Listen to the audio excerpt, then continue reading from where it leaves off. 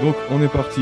Donc, bonjour à tous. Aujourd'hui, nouveau format avec une discussion.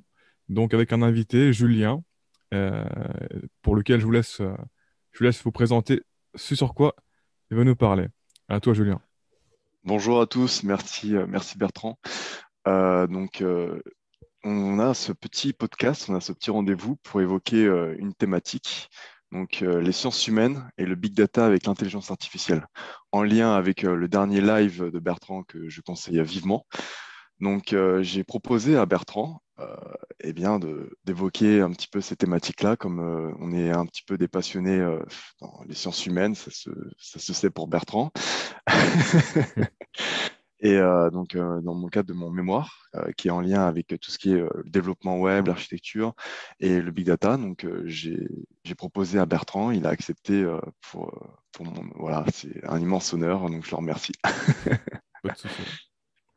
Alors, moi je me présente, je m'appelle Julien, j'ai 27 ans j'aimerais parler du big data, l'IA avec Bertrand. Première question que je vais demander à Bertrand, c'est qu'est-ce que ça t'évoque, le big data et l'IA? Alors, le big data, ça m'évoque des choses différentes, on va dire. Déjà, il y a le big data tel qu'il se fait actuellement. Donc, on va dire, au niveau, ça reste big, mais ça reste pas big, on va dire, d'un point de vue de ce qu'on peut atteindre avec l'évolution. Là, pour nous, en fait, c'est comme des fois on dit, quand on était plus petit, voilà, on disait gigaoctet sur les clés USB, tu vois, ça paraissait énorme. Hmm. Enfin, dès qu'on disait, ouais, même en mégaoctet, tu vois. Donc c'est pareil. Le big, en fait, il est très relatif à où on en est actuellement technologiquement. Mais c'est l'idée, voilà, c'est pour moi quand j'entends big data, ça me fait penser à tout ce qui est accumulation de données, prédiction, voilà, et aussi le côté inverse aussi, quoi, le côté on accumule les données et après on regarde qu'est-ce qu'on peut déchiffrer avec des algorithmes, machin, de ces données, qu'est-ce qu'ils peuvent nous dire sur, sur ce qu'on a recueilli indépendamment de justement le côté, voilà, on va sélectionner des données avant parce qu'on fait des prédictions, des hypothèses. Donc là, c'est un peu l'inverse, quoi. Et puis du coup, bah, l'IA, ça me évoque des choses différentes aussi. Il y a l'IA, le côté, l'IA basique, on va dire, l'IA qui fait un réseau de neurones, on va dire, ou même pas un réseau de neurones, un programme qui va faire un job spécifique en accumulant des données, en se basant sur des données, quoi. Que ce soit des IA en mode supervisé, c'est-à-dire qu'ils ont un but particulier et qu'on va les aider un peu à déchiffrer le truc, ou alors une IA non supervisée, c'est-à-dire une IA qui va un peu se démerder pour trouver la bonne réponse sans qu'on va l'entraîner avant à faire le job. Et pareil, il y a l'IA telle qu'on l'a fait actuellement, ou même telle qu'on l'a fait depuis même déjà plusieurs décennies. Et c'est une IA voilà, qui essaie d'un peu de mimer le côté intelligence qu'on a nous, mais ça reste très, très, très, très limité. Et c'est pas du tout l'IA telle qu'on essaie de la développer en termes, d'un point de vue général, une IA un peu plus, on va dire, un peu plus autonome, un peu plus puissante, autonome. Et donc, voilà, il y a plein de. Moi, Big Data et IA, ça m'évoque plein de trucs un peu différents et surtout plein d'opportunités différentes, quoi. Parce que là, ok, il y a, ce que c'est actuellement, est-ce que ça peut devenir, en gros, c'est très, très différent, quoi. Voilà. Hmm. Ouais, dans le cadre de mes recherches, de ce que j'en ai vu avec le big data, c'est que nous sommes dans une ère où on se met à récolter un maximum de données, que ce soit notre navigation sur Internet, sur un site web depuis notre PC, depuis notre smartphone, une application, ainsi que nos caméras, les différents capteurs qui se trouvent également sur notre smartphone, des micros, donc notre conversation également. Donc ça représente des données, Mm. d'immenses données. On a énormément de mal à les exploiter et à les traiter. Et c'est là que l'intelligence artificielle rentre en jeu afin de pouvoir exploiter toutes ces données. Les deux sont intrinsèquement liés. Le big data seul, on a plein de données, mais tout gérer à la main, c'est extrêmement compliqué. Pas possible. On faisait, ouais. Bah, même avec, Donc même là, avec, même avec peu de données, déjà, qu'on a des données, voilà. Si on prend une expérience, par exemple, tu prends une expérience, tu mets 3 ou 4 variables. Ça commence à être trop déjà pour nous. Parce Mm. que voilà, on aime bien avoir des groupes basiques, tu vois, tu as une variable ou deux variables. Et du coup, déjà, l'interaction entre ces deux variables, c'est difficile pour nous, voilà, de la comprendre. Donc, forcément, dès que tu as plus de variables, bah, notre cerveau n'est pas du tout évolué pour gérer autant de complexité, quoi. Donc, ouais, Mm. donc même là, c'est même pas une question d'IA, c'est une question, il faut un ordinateur pour traiter des données comme ça. Même nous, tu vois, sans ordinateur, bah, on pourrait pas, sans même parler d'IA, quoi. Mais oui, du coup, Ouais. si on veut que extraire des patterns, des relations de cause à effet, des machins, des trucs beaucoup plus qu'on ne voit pas à l'avance, ouais, là, faut engager des capacités qu'on ne dépasse, donc l'IA, tout ça, ouais. Ouais, bah, c'est que tu l'as très bien dit, qui est que aujourd'hui, bah, on se retrouve à exploiter donc différentes technologies. On a commencé par des petits codes structurés et on en est venu à des algos et après de ce qu'on appelle une IA qui est pas vraiment une intelligence artificielle encore. Enfin, ça dépend pour certains algorithmes, mais c'est plutôt des algorithmes qui apprennent au fur et C'est à ça. mesure de la pratique. Ouais, ouais, c'est C'est ça, ça. c'est plus ouais, des classificateurs, des trucs qui apprennent, qui vont un peu faire du tri dans les données, mais c'est, quand- on appelle ça intelligence artificielle, mais en fait, c'est pas du tout ce que pensent les gens de l'extérieur qui ne. Dès que tu leur dis intelligence artificielle, ils pensent à un truc voilà, hyper sophistiqué, hyper avancé, Hmm. hein, limite un robot, tu vois, qui est intelligent. Non, c'est vraiment pour ça qu'il faut vraiment ramener les choses c'est très proche des origines, en fait, de l'IA et de ce qu'on faisait déjà il y a plus de 50 ans. Voilà, c'est une espèce de réseau de neurones qui va, artificiel, hein, pas un vrai réseau de neurones, mais un truc qui va mimer, qui va faire le tri dans les données et puis trouver des recoupements. Donc c'est vraiment, c'est pas très intelligent quelque part, c'est presque du brute force, mais c'est du brute force avec une force de frappe d'intelligence, tu vois, que nous, on n'a pas consciemment, quoi. C'est vraiment un truc qui va, qui va, qui va trouver ouais, les bons recoupements, qui va extraire voilà, des trucs que nous, on peut pas faire. Voilà, on peut pas faire rapidement, on peut le faire peut-être peut-être on peut le faire avec une vie, quoi. Quand tu as une vie, quand tu accumules de l'expérience, voilà, tu peux extraire des patterns, mais l'avantage de l'ordinateur, c'est que l'ordinateur, il a des cycles de calcul beaucoup plus rapides que nous, donc forcément, tout ce qu'on fait, nous, dans notre cerveau, bah, lui, ça se fait dans un réseau artificiel de manière, à une échelle de temps beaucoup plus courte, quoi. Donc, c'est ce côté-là aussi. C'est pas tellement différent de nous, en fait, c'est mimé sur nous, hein. Les Hmm. premiers réseaux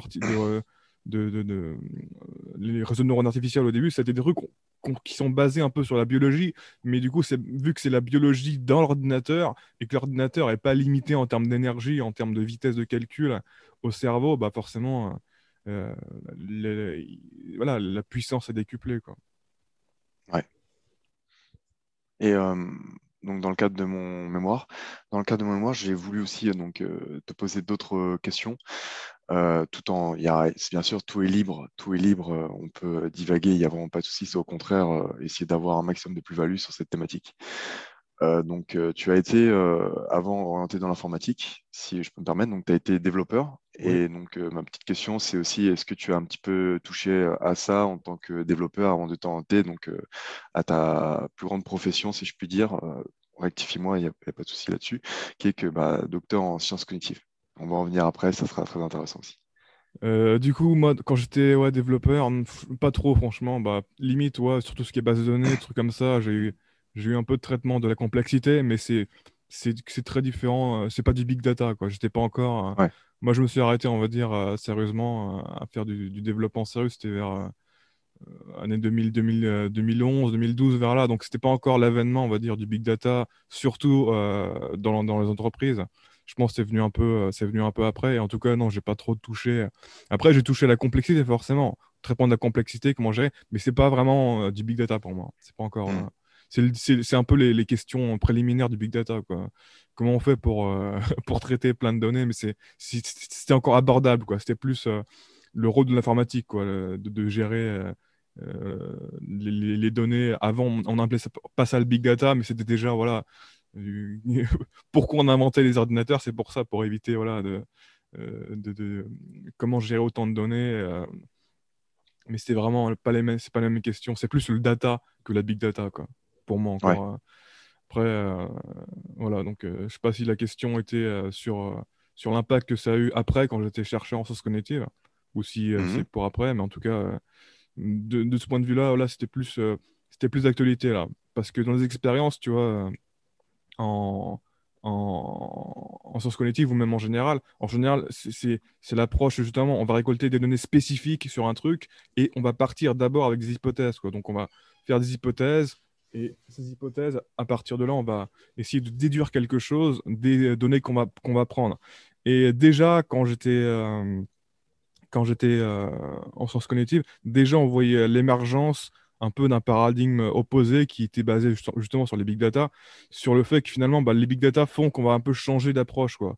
C'est pas tellement qu'on va se dire, on va d'abord faire les hypothèses et biaiser un peu notre recherche d'informations par ces hypothèses, c'est un peu l'inverse. C'est-à-dire que finalement on va d'abord récolter plein de données Hmm. et après, on va peut-être un peu ajuster ce qu'on va chercher dans ces données parce que les données vont nous montrer des choses qu'on ne pourrait pas voir d'avance avec notre cerveau. Voilà, se dire quelle hypothèse on va faire à l'avance, quoi. Et donc, c'est un peu, je pense, ça a un peu évolué à ce niveau-là. Et pareil aussi, bah, forcément, comme en sciences cognitives, on parle de beaucoup d'IA, de modélisation, créer des modèles ouais, qui vont de la cognition. Donc, ouais, tout ce qui est réseau de neurones artificiels, c'est très lié pour moi au big data, au traitement voilà, euh, de plein de données. Et encore une fois, avec un traitement qui est soit supervisé, soit non supervisé. C'est-à-dire, en gros, Hmm. on va entraîner le truc spécifiquement pour faire un travail, ou alors on va le laisser un peu se dépatouiller à trouver la bonne réponse tout seul, quoi, en gros, pour dissocier les deux. Et après, c'est pas des domaines dans lesquels je me suis forcément plongé dedans, mais déjà, voilà, forcément, dans ces domaines, tu es forcément exposé un peu à ces choses-là en sens cognitif, quoi. Je voudrais juste revenir à un point qui était très intéressant que tu as pu dire, qui est que quand on rentre dans le big data, on a une autre vision. Et la vision qui est que on va essayer d'avoir le moindre capteur et le moindre interface informatique. Donc, capteur, pour me rappeler précédemment, donc c'est un écran tactile, c'est des caméras, c'est toutes sortes de choses, et interface informatique, donc c'est notre clavier, souris, quelque chose qui nous permette de communiquer avec l'informatique, grosso modo, ainsi que les écrans. Donc à partir de ces biais-là, on va pouvoir récupérer un maximum de données par l'interaction de l'homme avec ces appareils, et avec ça, c'est par la suite que l'IA et d'autres algorithmes vont rentrer en jeu afin de pouvoir les exploiter au maximum. Et quand on a une petite vision dans le big data, comme j'ai pu l'avoir dans le cours de mes recherches, on cherche vraiment à acquérir un maximum de données et par la suite les exploiter au mieux. Et c'est là qu'il y a différents corps de métier qui arrivent, les data scientists ou d'autres disciplines, qui fait que ils ont pour mission d'exploiter au mieux ces données afin d'avoir euh, une meilleure vision du réel, entre guillemets. Hmm. Ce qui est qu'aujourd'hui, on est noyé sous les données, on n'arrive même pas à traiter 10-20% des données du monde, et ça ne va faire que s'accentuer. On aura des objets connectés beaucoup plus présents. On aura des objets connectés pour tout, hein, pour des vêtements, ça c'est déjà le cas d'ailleurs. C'est hallucinant et ça peut inquiéter également. On sera tellement dans le virtuel et aujourd'hui, bah, peut-être qu'avoir une grosse intelligence artificielle permettrait de pouvoir faire le tri dans tous ces domaines parce qu'il y a une bonne partie de ces données, plus de la moitié, quelquefois voire 80% des données qui s'avèrent être complètement inutiles, inexploitables et pas pertinentes, et surtout bah, de la redondance. C'est des données qu'on peut retrouver et qui sont dupliquées sans cesse. Donc peut-être qu'avec les grosses consommations de serveurs, l'électricité donc pour sauver notre belle planète, qu'IA pourra peut-être diminuer un petit peu la consommation de ces équipements informatiques en supprimant donc diverses données, et peut-être désactiver des capteurs qui s'avèrent être inutiles et qui peuvent s'activer à des moments clés.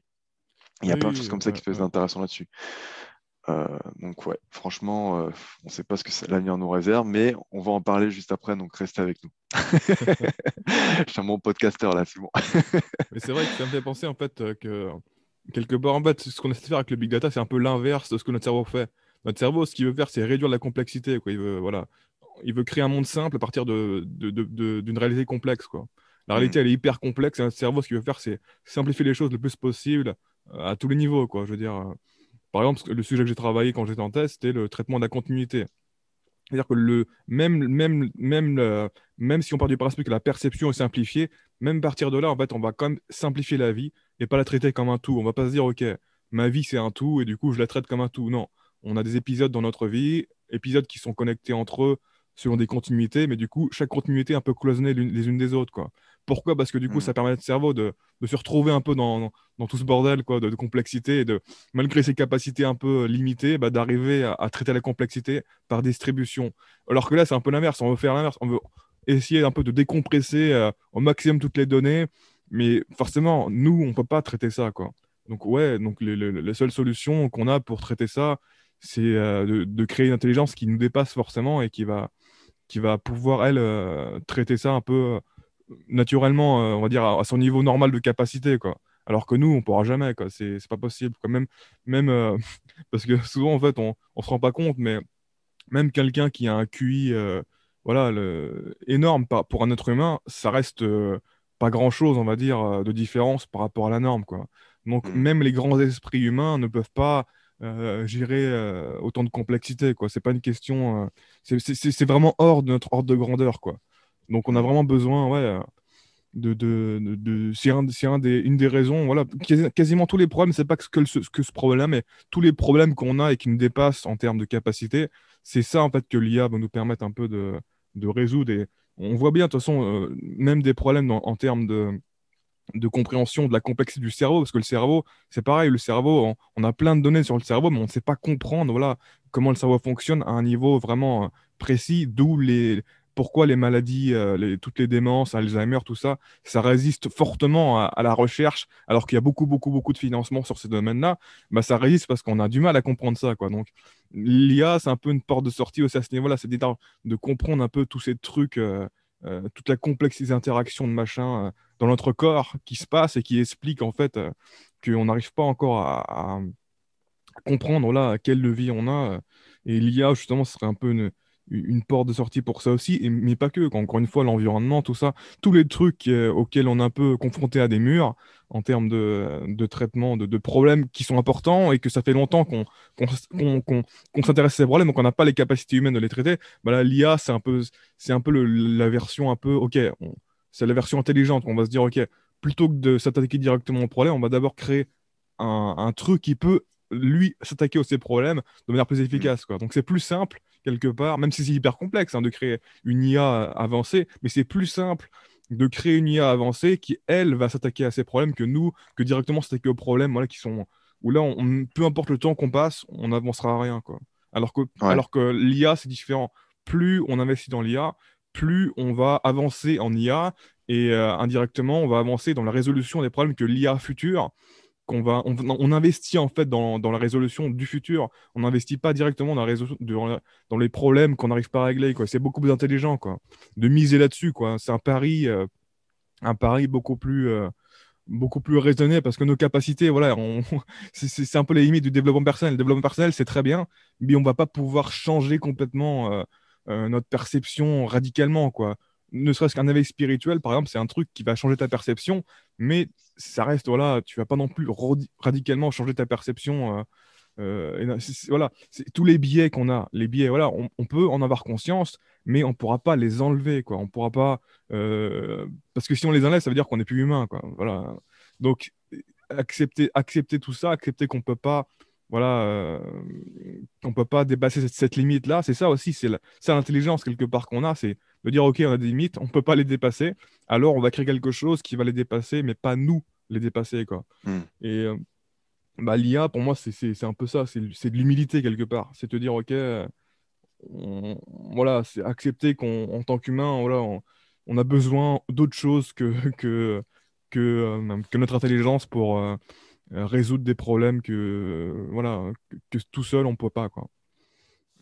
Au début, donc, tu as fait un parallèle qui était très intéressant, qui est que le cerveau humain cherche à simplifier au maximum afin qu'il puisse agir en conséquence. Donc là, on en vient aussi un petit peu à la psychologie évolutionniste et l'anthropologie, qui est que le comportement humain est programmé pour agir d'une certaine manière.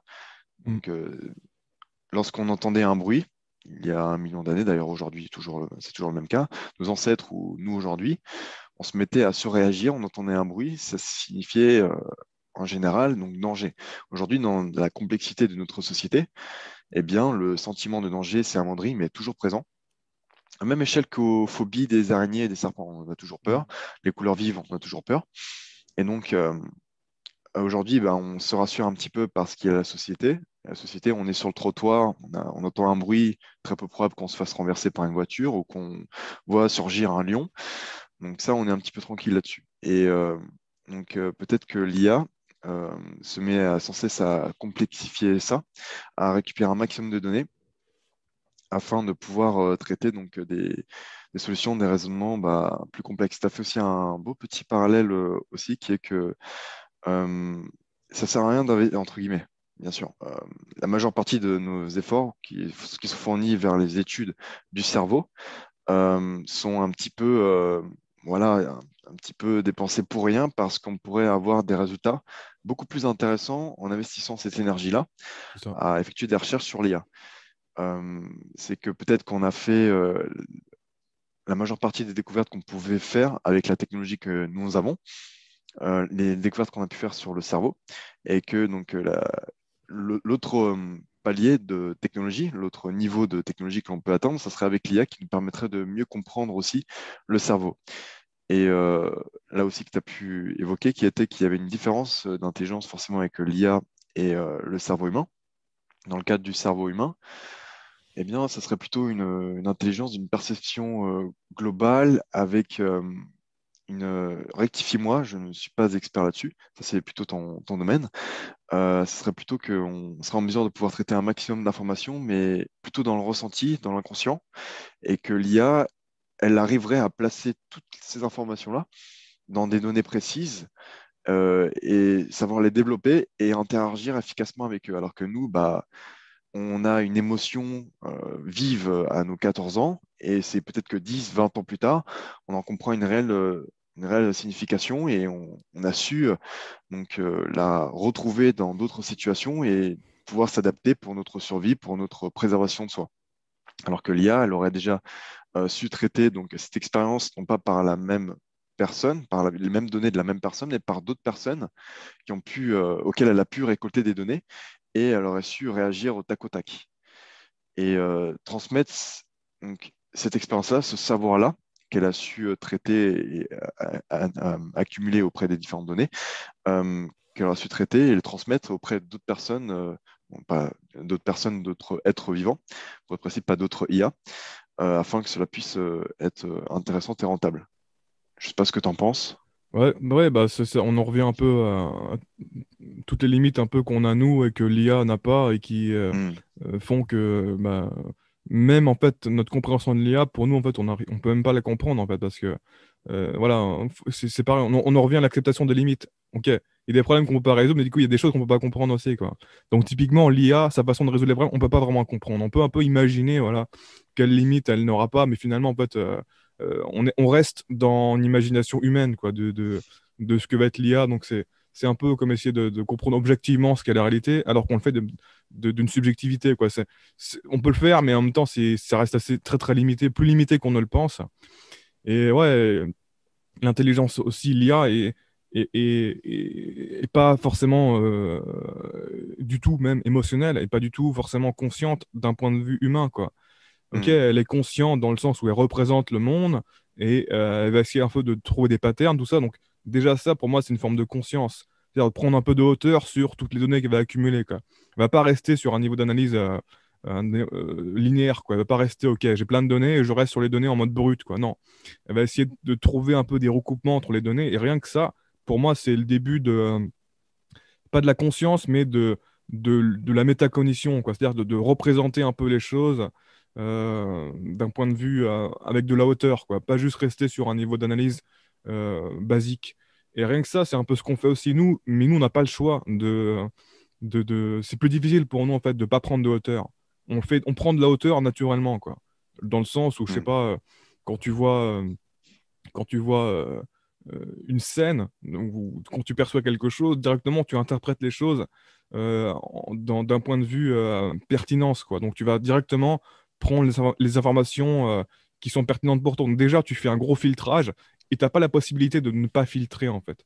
C'est plus difficile après de décomposer, alors que l'IA a un peu une vision, elle a un peu pour moi, elle a un mode inverse, quoi. Dire, elle va bouffer autant de données que possible, et c'est après coup qu'elle va prendre de la hauteur là-dessus. Alors que nous, c'est l'inverse.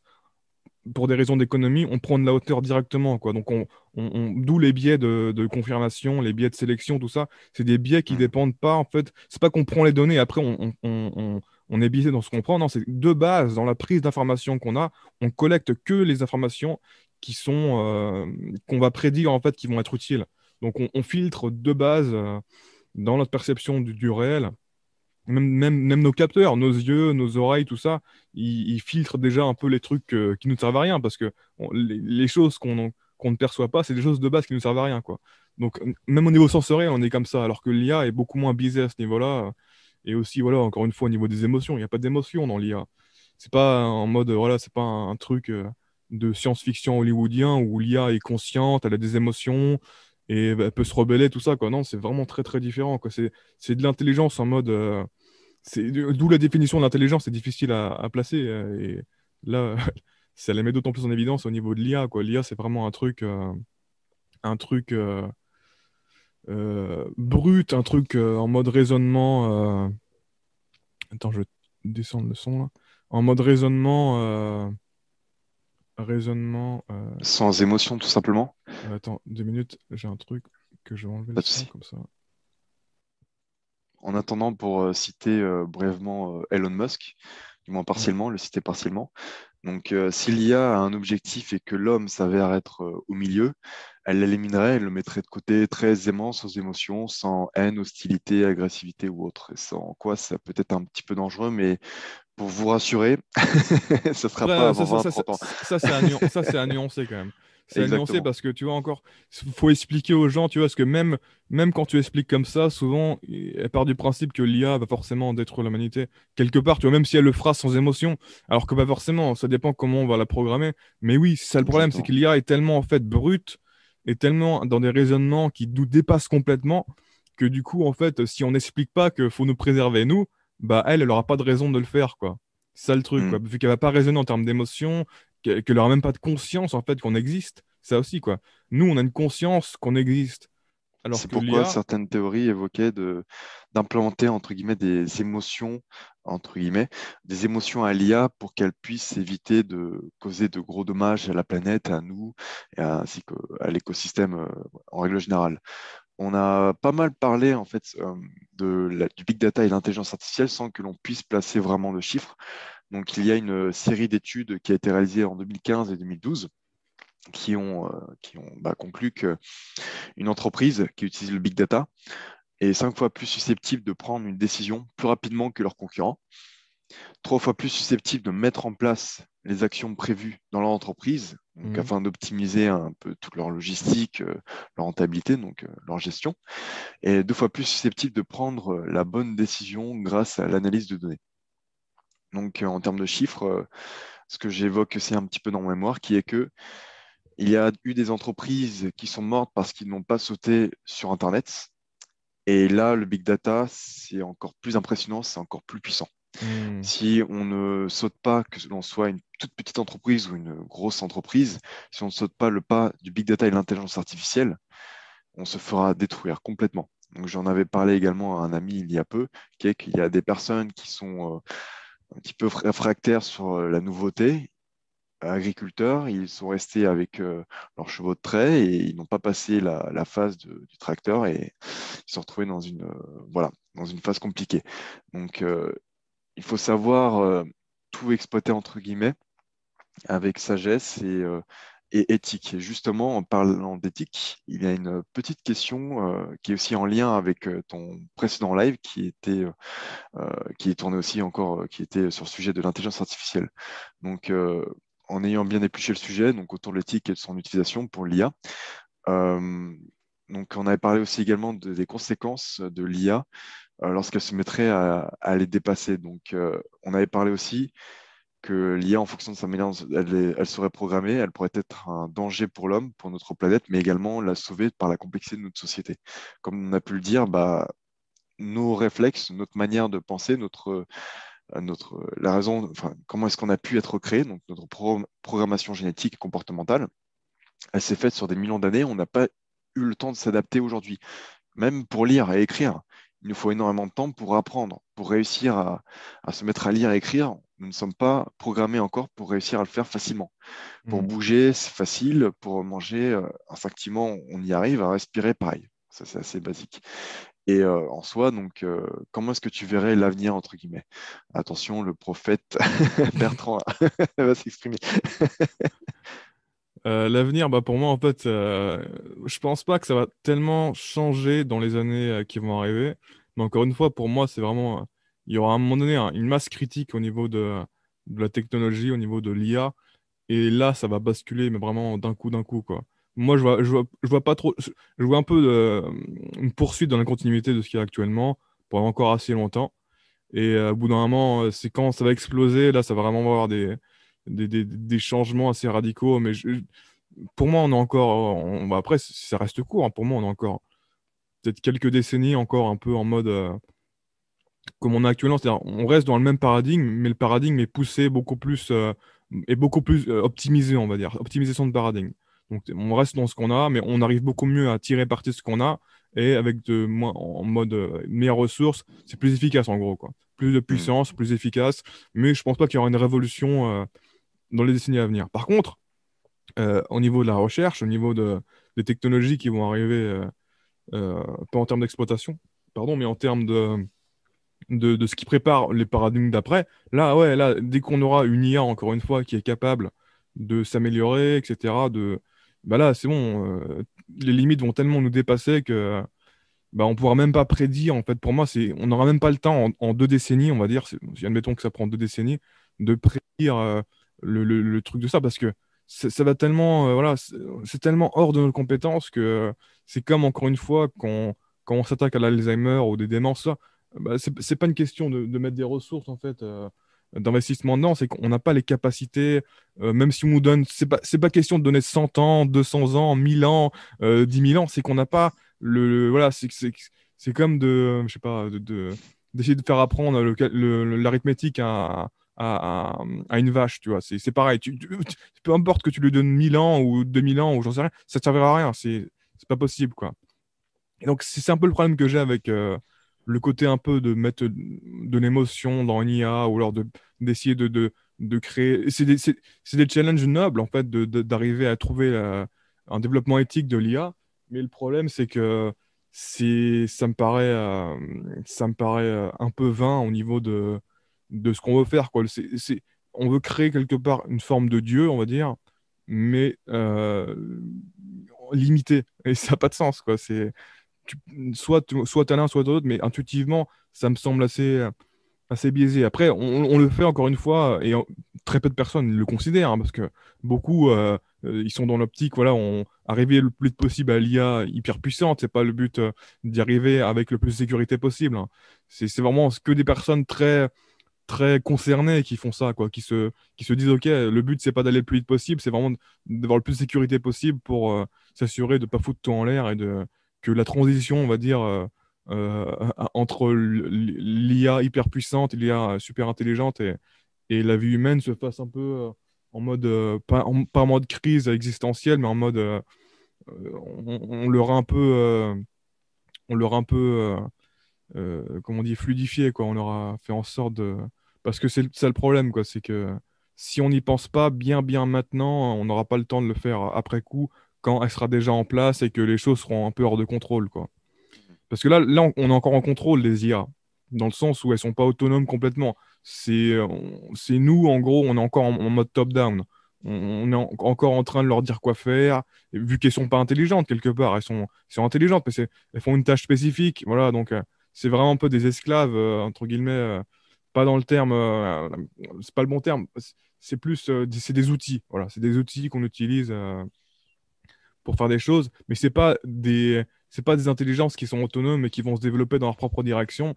Et une fois qu'on arrive là, ça va tellement nous dépasser en termes de vitesse que je pense qu'on aura beaucoup de difficultés à contrôler ça et toutes les conséquences éthiques, tout ça. Donc, mais l'avantage de tout ça, c'est que ça ira tellement vite qu'on n'aura pas le temps en fait d'avoir un côté déséquilibre en termes de voilà de dire que telle puissance voilà aura un avantage ou pas. Non, ça irait tellement vite que toutes les un peu les questions humaines, voilà, les questions de dire voilà, d'équitabilité entre les êtres humains et il y aura pas le temps en fait de se poser des questions. Ça arrive tellement vite que ce sera un clin d'œil quoi pour nous quoi le, le passage. Donc ouais, je vois un peu les choses comme ça, moi. Ce sera un truc qui va avoir une masse critique et dès qu'on aura la masse critique, là, ça va complètement changer de paradigme et le changement de paradigme sera très très violent, on va dire, en termes de changement, en termes de révolution, de tout, parce que voilà, l'IA, encore une fois, pour moi, c'est tout ou rien, quoi. L'IA générale, l'IA qui est capable, en gros, d'avoir une intelligence qui est comme la nôtre, qui peut un peu, on peut nous mettre sur n'importe quel problème, ok, on est nul, tu vois, mais on peut essayer de comprendre certains problèmes. Alors qu'actuellement, l'IA spécifique, c'est une IA en gros, qui a un seul job, quoi. Tu le mets sur un autre job, elle est incapable de faire quoi que ce soit, elle même pas comprendre. Donc l'IA générale, c'est une IA qui a des capacités minimum de s'attaquer à des problèmes complètement généraux, complètement différents les uns des autres, quoi. C'est un peu comme nous, quoi. Donc, D'accord. sauf que l'IA générale, elle sera pas aussi impuissante que nous. Donc, nous, on peut prendre n'importe quel problème et se dire, OK, on va l'attaquer, mais il y a des problèmes, on pourra pas. On est comme sur une montagne, peu importe ce qu'on fait, ça sert à rien, quoi. Alors que l'IA, elle sera beaucoup moins limitée. Dès qu'elle aura la capacité d'être généraliste, elle sera beaucoup, beaucoup moins limitée que nous. Et à partir du moment où elle peut s'attaquer au problème de s'améliorer elle-même, donc de s'améliorer, bah ça c'est infini, quoi. La version 1 va créer la version 2, qui va créer encore plus rapidement la version 3, et il n'y aura plus cette contrainte voilà, de passer par nous, passer par notre propre conception, notre propre contrôle top-down du design et du contrôle de l'IA. Et dès qu'on passe ce cap-là, en fait, ce cap de l'autonomie, bah c'est là où on n'arrivera plus du tout à suivre ce qui va se passer et que si on n'a pas mis en place les systèmes pour sécuriser tout ça, la transition, quoi, ça va être très difficile pour nous d'appréhender ce qui est possible, quoi, parce que c'est tellement, en fait, tellement radical comme puissance que toute en considération actuelle, pour moi, c'est un peu, c'est du vent, quoi, voilà. Ouais, bah, en fait, moi, tel que je le vois, qui est que le big data aujourd'hui, par exemple, au niveau des GAFA, dans le cas de Facebook, c'est Mm. qu'un utilisateur qui a utilisé Facebook assez régulièrement pendant plus de 10 ans, il y a une masse de données qui est extrêmement complexe et donc l'IA, elle est en mesure de pouvoir, donc peut-être plutôt un algorithme, un super algorithme qui est en mesure de pouvoir scanner son profil très Mm. rapidement et de pouvoir ressortir certains éléments. Il est en mesure de pouvoir dire son orientation politique, en mesure de pouvoir dire son niveau de santé, son état émotionnel, et quelle est sa personnalité. Et tout ça, bah, des simples algos ne peuvent pas y arriver facilement. Et bah, la tâche d'un humain, on n'en parle même pas, c'est extrêmement complexe. Donc, c'est des choses auxquelles nous, on n'a pas du tout le contrôle, comme tu as pu le dire. Et ma question qui est que, comme on le sait aujourd'hui, donc, dans certains pays majoritairement laïques, laisser place à du vide, de par le fait qu'il n'y ait plus de religion. Je ne dis pas que c'est forcément bien ou pas, j'exprime juste une analyse et un avis euh, qui laisse une place, c'est que pour certaines personnes qui sont athées, eh bien, on substituait donc le fait qu'il n'y ait plus de religion envers un État, envers des idoles, envers des personnalités, envers un gouvernement, envers une orientation politique, etc., etc. Et donc, ça se fait parce que l'individu a quelquefois bah, donc, des incompréhensions, des absences de données, d'informations, et ce qui fait qu'il raisonne essentiellement par instinct et par inconscient. Et peut-être que bah, le fait que l'IA traite des données, des informations dont on n'a pas du tout conscience, dont on ne peut pas comprendre, comme tu as su le dire, peut-être qu'il y aura des individus qui vont se mettre à créer une religion sur une IA Ah oui, oui, oui, non, ou mais pour moi, ça existe déjà. Il y a déjà des gens ouais, qui sont en train de déifier l'idée d'IA, quoi. Donc, ouais, pour moi, c'est sûr que ça va arriver. Mais en fait, ça va tellement être. On aura tellement peu de temps pour être dans ce paradigme-là que c'est comme s'y intéresser un peu à un truc tellement court au niveau de l'échelle de la vie. Pour moi, encore une fois, dès que l'IA sera vraiment puissante, tout va tellement changer que toutes ces considérations-là, elles vont tomber à l'eau. C'est comme si, en fait, tu regardais une série télé. Et pendant un épisode, il se passe des trucs de fou, quoi, mais vraiment de fou. Et sauf que après tout se termine et du coup on passe à une autre série télé, quoi. Du coup, ok, il s'est passé plein de trucs, mais du coup ça a tellement transitionné un peu sur une continuité complètement différente que quelque part, on a du mal à accorder du poids, du sens à tous ces trucs-là, quoi. Parce qu'en fait, ce qu'on se rend pas compte, c'est que il y a plein de trucs qui ont du sens parce qu'ils perdurent dans le temps. En fait, ils ont des conséquences à long terme très longues. Et c'est ça qui fait, en fait, surtout que pour nous, ça a du sens, quoi.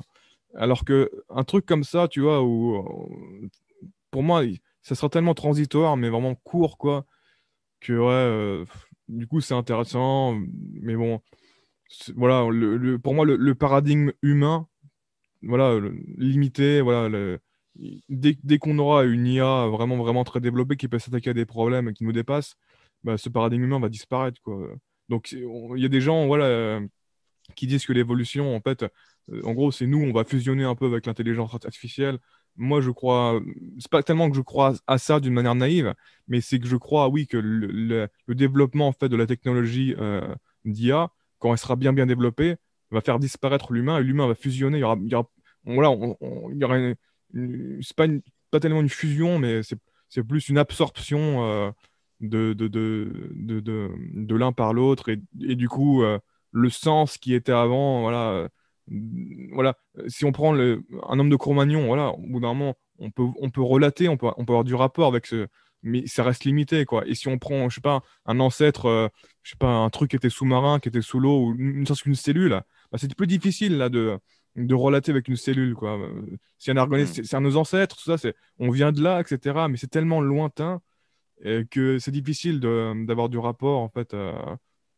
Et en fait, il va se passer pour moi la même chose dans le futur, mais très rapidement, parce que l'évolution, elle est exponentielle, et surtout quand l'IA sera là, voilà, on va passer d'un paradigme à un autre voilà, de manière hyper rapide. Et du coup, tout ce côté un peu religion, ça sera très transitoire, parce qu'il n'y aura pas, ça aura pas le temps de rester, qu'on passera déjà à l'épisode d'après, et voilà, et next, quoi. Donc, de ce point de vue-là, je suis pas trop concerné par ça, mais en tout cas, c'est déjà le cas. Il y a déjà des gens qui sont un peu en mode, qui ont une religion, entre guillemets, pour l'IA. Et je pense que quand l'IA aura une puissance, voilà. Mais le truc, c'est que ce sera quand même difficile d'avoir des biais.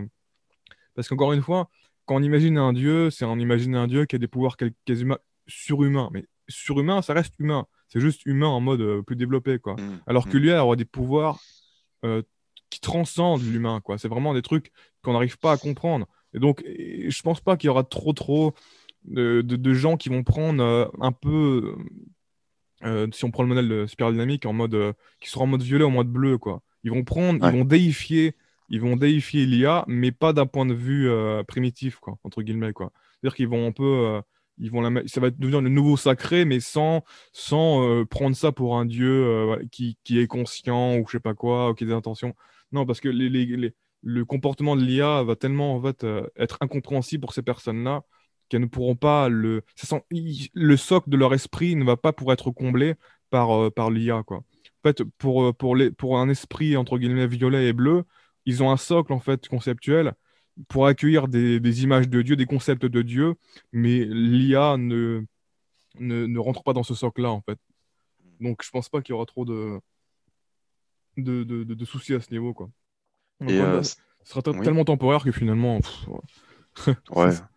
la considération est pas tellement. C'est juste un peu c'est limite de la branlette intellectuelle, quoi, dans le sens où on peut imaginer, mais concrètement, l'impact que ça aura sera tellement court et tellement insignifiant que je pense que c'est pas comme actuellement où là, ça fait quand même longtemps que il y a une transition voilà, au niveau de la science, au niveau de plein de trucs, où ça fait longtemps qu'on peut rester dedans. Du coup, le fait que ça perdure, bah, ces questions ont du sens vu qu'elles perdurent, quoi.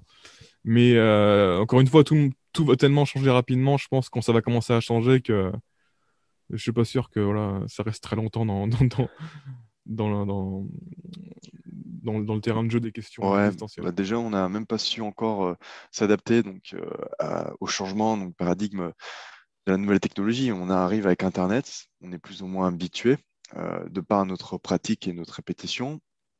Et là, avec les technologies qui arrivent, on a notre smartphone, c'est incroyable la manière comment est-ce qu'on a pu évoluer. Avec l'IA, ça risque d'être encore plus flagrant. Et je veux aussi évoquer le fait que donc, ça, dans notre vie, il y a des tâches qui ont été remplacées par les technologies de manière générale. Et donc, ça a amené à des conséquences un petit peu, bien ou mal, je ne sais pas, des conséquences dans la psychologie des individus. par le remplacement donc, de différentes tâches dans le quotidien des individus. Pardon pour la redondance. Et donc, avec l'arrivée de l'IA va se mettre, si c'est bien dans le quotidien, si ça se passe bien dans plusieurs décennies, l'IA va s'implémenter, donc va s'implanter dans notre quotidien et va retirer une part de réflexion, de raisonnement dans notre quotidien, une part de Hmm. raisonnement des individus, tel que ça peut être le cas pour des sites internet ou des applications qui sont très instinctifs. Donc là, on en vient à une discipline d'utilisateur dans les nouvelles technologies qui s'appelle l'UX design, qui est que les interfaces sont adaptées afin que les personnes puissent interagir très facilement avec l'application ou le site internet ou le logiciel, Hmm. de manière à ce que tout soit instinctif et qu'on ne se mette pas du tout à réfléchir et que ce soit juste de la programmation automatique, ce qui amène à des addictions et à la grosse procrastination. C'est extrêmement facile d'atteindre notre téléphone, de le déverrouiller en empreinte digitale et d'accéder à des applications. C'est par réflexe, c'est entièrement par réflexe, il n'y a pas de prise de conscience de ça. Et donc, le moyen de pouvoir gérer un petit peu tout ça, ce qu'on fait, ce qui amène aussi à une baisse de concentration. Et ça, c'est un grand fléau, la procrastination, baisse de concentration. Euh, et ça, j'aimerais bien avoir un petit peu ton avis là-dessus. Ça risque pour moi d'être pire que ça. Donc, en Bah, attendant, petit conseil, faites de ouais. la méditation. Ouais. Bah, il y a deux choses. Il y a deux choses. Il y a le côté programmé justement pour hacker les biais, pour accentuer encore plus les biais qu'on a, mais il y a aussi programmé pour dédouaner, pas pour dédouaner, pas pour comment on dit, pour délocaliser, pour déresponsabiliser, pour nous décharger tu prends une calculatrice. C'est pareil, les gens, on peut se poser la même question, ok, est-ce que ne plus faire le calcul à la main ou de tête, tu vois, est-ce que c'est grave? Est-ce que c'est triste? Est-ce que ça nous empêche Moi, je sais pas, je suis mesuré là-dessus parce que quelque part, ok, on perd la capacité de calculer par tête, tout ça, mais du coup, ça nous permet de nous faire des efforts sur autre chose aussi, tu vois, ça nous décharge de ça pour nous permettre de réfléchir sur autre chose.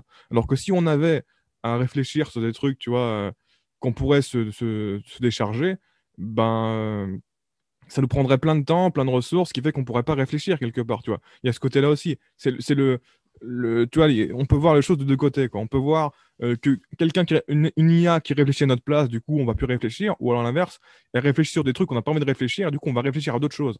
Tu vois, c'est deux faces de la même pièce. Et moi, du coup, je pense que si c'est juste en termes de puissance, c'est positif. Si seulement, si on fait en sorte que l'IA va encore plus nous biaiser à ne pas réfléchir, ne serait-ce que tu disais avec le, Hmm. le smartphone, tu vois, tu appuies sur un bouton, tu vas sur Instagram, tout ça, et ça te met dans une boucle qui est pas bonne, tu vois. Ouais. C'est très différent, ça. Il y a deux choses très différentes. Il y a le côté décharger de ce qui est inutile, et ensuite, il y a le côté faire en sorte de te rendre addict à l'économie et à la procrastination. Tu vois, c'est deux choses très Hmm. différentes. Et pour moi, une des responsables de, de, de l'évolution, en gros, de notre intelligence, c'est en partie cette décharge cognitive dans ne serait-ce que l'écriture, tout ça, le livre, tout ça, le fait en fait, tu vois, on pourrait prendre un exemple un peu absurde de dire plutôt que d'écrire un livre, bah moi je veux tout garder dans ma tête, tu vois, tout, voilà, c'est plus d'efforts, ok, du coup je peux pas décharger dans l'outil qui est le livre. Ou voilà, ou dans l'écriture, parce que du coup je réfléchis plus, comme ça entretient ma mémoire, c'est de la gymnastique, tu vois. Faut que tout que je retienne, ok, mais on voit bien que c'est limité, quoi. Et que le développement, justement, on va plus réfléchir si on sait qu'on peut utiliser des outils pour nous aider à réfléchir. On va plus réfléchir à écrire des livres si on sait qu'on peut écrire des livres, tu vois. Tu vas moins penser à des livres que tu pourrais écrire si t'as pas de truc pour écrire, quoi. Tu peux les penser dans ta tête, mais du coup, le fait que tu sais que c'est limité, ça va couper à la source la réflexion que tu pourrais avoir sur des livres. Donc, tu vois, moi, je vois plus le côté positif de ça, si encore une fois, c'est pas fait pour nous biaiser à abuser de nos biens émotionnels, voilà, à nous rendre addicts au confort, Hmm. voilà, au côté rapide, tout ça, machin truc. C'est très différent. Donc il y a vraiment deux faces. Puis le problème, c'est qu'actuellement, bah, tout ce qui est toutes les boîtes, machin truc, bah, ils optimisent à nous rendre un peu bah, addicts aux mauvaises choses, quoi. Ils font Hmm. pas attention à nous rendre addicts aux bonnes choses. Mais l'IA pourrait faire ça, elle pourrait nous rendre addicts aux bonnes choses. Elle pourrait enlever la friction qu'on a à faire des efforts, en fait. Elle pourrait Tout enlever dépend tout en ce qui est fait. inutile, tu vois. Mm. Tout dépend comment est-ce qu'on se mettrait à l'utiliser, à la développer, à l'exploiter et comment est-ce que l'orientation du profit envers certaines multinationales pourrait interagir. En tout cas, il y a 97,2% des organisations qui investissent dans le big data et l'IA en 2021. Ça aussi, c'est incroyable, quoi. Et on en est à un stade où nous ne mettons même plus à interagir avec une personne lorsque l'on veut résoudre un souci avec une entreprise. Le client, en général, Oui. s'il veut interagir avec une personne, il a 85% de ses relations avec l'entreprise qui est faite avec une IA ou Mm. avec des algos, une FAQ ou un bot, quoi. Voilà, ça c'est Ouais. impressionnant. Et donc, je voulais en venir aussi par rapport des groupes multinationaux, donc les GAFA principalement, hein, qui ont toujours un objectif de profit en se basant sur la récolte massive qu'ils peuvent avoir, comme j'ai pu l'évoquer, donc sur l'utilisateur de Facebook, sur le compte utilisateur de Facebook. D'ailleurs, attends, je t'arrête vite fait. Pour ceux qui savent pas, Dis-moi. GAFA, tu peux préciser Ah, pardon. Amazon, tout ça, Bah, Facebook. voilà, c'est ça. En gros, c'est tout ce qui est Silicon Valley aux États-Unis. Ça regroupe principalement les géants américains, donc tout ce qui est Google, Amazon, Apple, Facebook, Ouais, c'est ça. ainsi GAFA, je crois que que c'est ça. voilà, c'est ça, Comme c'est ça, ça. les gens Et vont plus se Facebook, situer parce que s'ils entendent GAFA pour la première fois, je pense qu'ils vont être peut-être perdus. Et... bien comme sûr. ça, voilà. Bien sûr, et pour évoquer Facebook, ça en globalise également Instagram et WhatsApp. Et leur objectif, enfin, c'est même pas leur objectif, c'est ce ils l'ont atteint. Ils regroupent les données des applications qu'ils ont pu récupérer. Je crois qu'ils ont Snapchat aussi, je suis pas sûr. Ils ont Instagram et WhatsApp et Snapchat, je sais pas. Et ils recoupent ces données, ils les mettent en corrélation, ils font en sorte de pouvoir optimiser le rendement. Alors comment est-ce qu'ils font? C'est qu'ils ont des IA, des algos, qui permettent de pouvoir bien connaître l'individu et de pouvoir proposer donc du contenu personnalisé pour de la vente, pour de la consommation. Donc en fait, ils nous connaissent mieux que nous-mêmes pour la personne moyenne en règle générale. Et avec ça, Après, eh bien, tu ils vois, c'est pourront ça, proposer. c'est le biais, tu vois. Est-ce qu'on connaît mieux parce qu'on prédit mieux? Ou, tu vois, Ah oui, tu vois, c'est ouais. les termes un peu, tu vois, c'est le problème qu'on a en fait avec le, l'influence de tous ces systèmes en fait sur le côté un peu humain, tu vois, le côté est-ce que Hmm. finalement est-ce que ne serait-ce que tu vois le cerveau actuellement on voit beaucoup ça comme un système de prédiction. Et c'est vrai que c'est très juste, mais est-ce que c'est que ça? Est-ce que c'est pas justement l'influence de toutes ces algorithmes de prédiction qu'on a actuellement au niveau du big data qui font qu'on voit le cerveau un peu comme un prédicteur, une machine à prédiction quoi. Mais je pense que c'est un Bah, peu ça, tu vois. Et du coup, ouais, ça fait qu'on quelque part on se rapproche de la connaissance, mais en même temps, on s'éloigne de la connaissance. Parce que du coup, on est tellement, on réduit tellement en fait ce qu'est le cerveau et ce qu'est le client, la personne, quand on fait des, ouais, quelque part, on la connaît mieux, mais en même temps, on la connaît moins, tu vois. Et il y a un côté un peu paradoxal dans ce truc en fait de prédiction. je vois ce que tu veux dire, mais en ce qui me concerne, par exemple, c'est que je sais que lorsque je vois une publicité, la moindre publicité, je sais que c'est un stimuli qui est optimisé afin de donner une bonne image C'est envers ce ça. produit et qui pousse à la consommation. Donc j'ai conscience de ça. Je ne dis pas que ça me permet d'éviter d'en être victime, mais du moins c'est un premier pas. Et toutes les personnes justement qui nous écoutent, eh bien, essayez. Vous voyez une publicité, que ce soit donc auprès de votre youtubeur préféré, qui vend ses programmes auprès de quelque chose, se dire est-ce que c'est vraiment efficace? Tiens, avoir plus de pecs, avoir plus de bras, ah, tiens, acheter ce produit, c'est génial, c'est miraculeux, ou une publicité qu'on voit dans le métro, dans les transports. Est-ce que c'est vraiment quelque chose qui peut être intéressant? Pour nous, ce serait un premier pas. Donc déjà, essayer de faire ce test-là, ça peut aider en faisant de la méditation et éviter d'avoir beaucoup de fréquences d'utilisation smartphone, c'est-à-dire sortir 50, 100 fois notre smartphone dans la journée, ça fait beaucoup. Diminuer ce chiffre-là pour avoir un peu plus conscience, pleinement conscience de ça et en être un petit peu moins victime peut-être. Et à partir de là, eh bien, être moins victime justement de ce type de stimuli qui sont très puissants et très efficaces. Et comme j'ai plus le nom, tu pourras me rectifier, je crois que tu connais un petit peu l'anecdote, Bertrand, Ouais. qui est qu'un des grands spécialistes en psychologie qui a évoqué que il n'y a aucun moyen de pouvoir échapper à ce type d'interaction, donc des interactions à force stimuli émotionnels qui nous pousseraient à agir d'une certaine manière. Mhm. Le seul moyen, c'est de ne pas en être exposé. Donc c'est à ce stade-là à quel point c'est Oui, c'est puissant. ça, c'est se défendre intelligemment, quoi. Ne pas croire Hmm. qu'on est au-dessus de tout ça et qu'on peut résister un peu au Ah, bien truc. sûr. Faut se dire, hein, faut savoir qu'on est trop faible, en tout cas, face à ça, et c'est Hmm. pas affronter le truc, tu vois, en mode, moi, je suis un daron, tu vois, peu importe le truc, je suis au-dessus de tout ça, tu vois. C'est... Et du coup, je voulais revenir vite fait sur le côté, voilà, tu vois, quelque part, ça nous connaît mieux, mais c'est qu'on est en fait, ça connaît tous les trucs saillants, tu vois. C'est comme avec le parallèle avec la red pill, tu vois, la red pill au niveau des relations, en fait. Est-ce que tu connais mieux les personnes quand tu as tous ces conseils, machin truc, qui vont dire des trucs vrais, tu vois, des trucs très saillants au niveau de la nature humaine, des biais, tout ça. Mais est-ce que tu connais mieux? Non, je suis pas sûr, en fait, tu vois. En fait, ça connaît. En fait, tu vois, le truc qui, ça va savoir que toi, tu vas voir dans la pub un truc, une couleur ou je sais pas quoi, qui va faire que tu vas mettre plus d'attention sur la pub que s'il n'y avait pas cette couleur, par exemple, tu vois. Mais du coup, Hmm. c'est connaître un peu tous les biais saillants, tu vois, les trucs bien grossiers de ton cerveau, mais c'est pas connaître la personne, toutes les nuances, tous les trucs, donc qui sont quelque part insaisissables pour ces... et qui sont justement inutilisables, inexploitables au niveau financier, toi aussi. Hmm. Et donc, tu vois, il y a ce côté-là qui m'emmerde un peu avec le... Et c'est pareil avec, encore une fois, la Red Pill. Qui va un peu montrer tous les biais évolutionnaires un peu dans les relations et réduire les relations à ça, quoi. Ils vont dire, ouais, c'est que ça, quoi. Puis ils vont tellement voir le truc qu'ils vont plus voir le reste, quoi. Et c'est un peu ça qu'on a avec...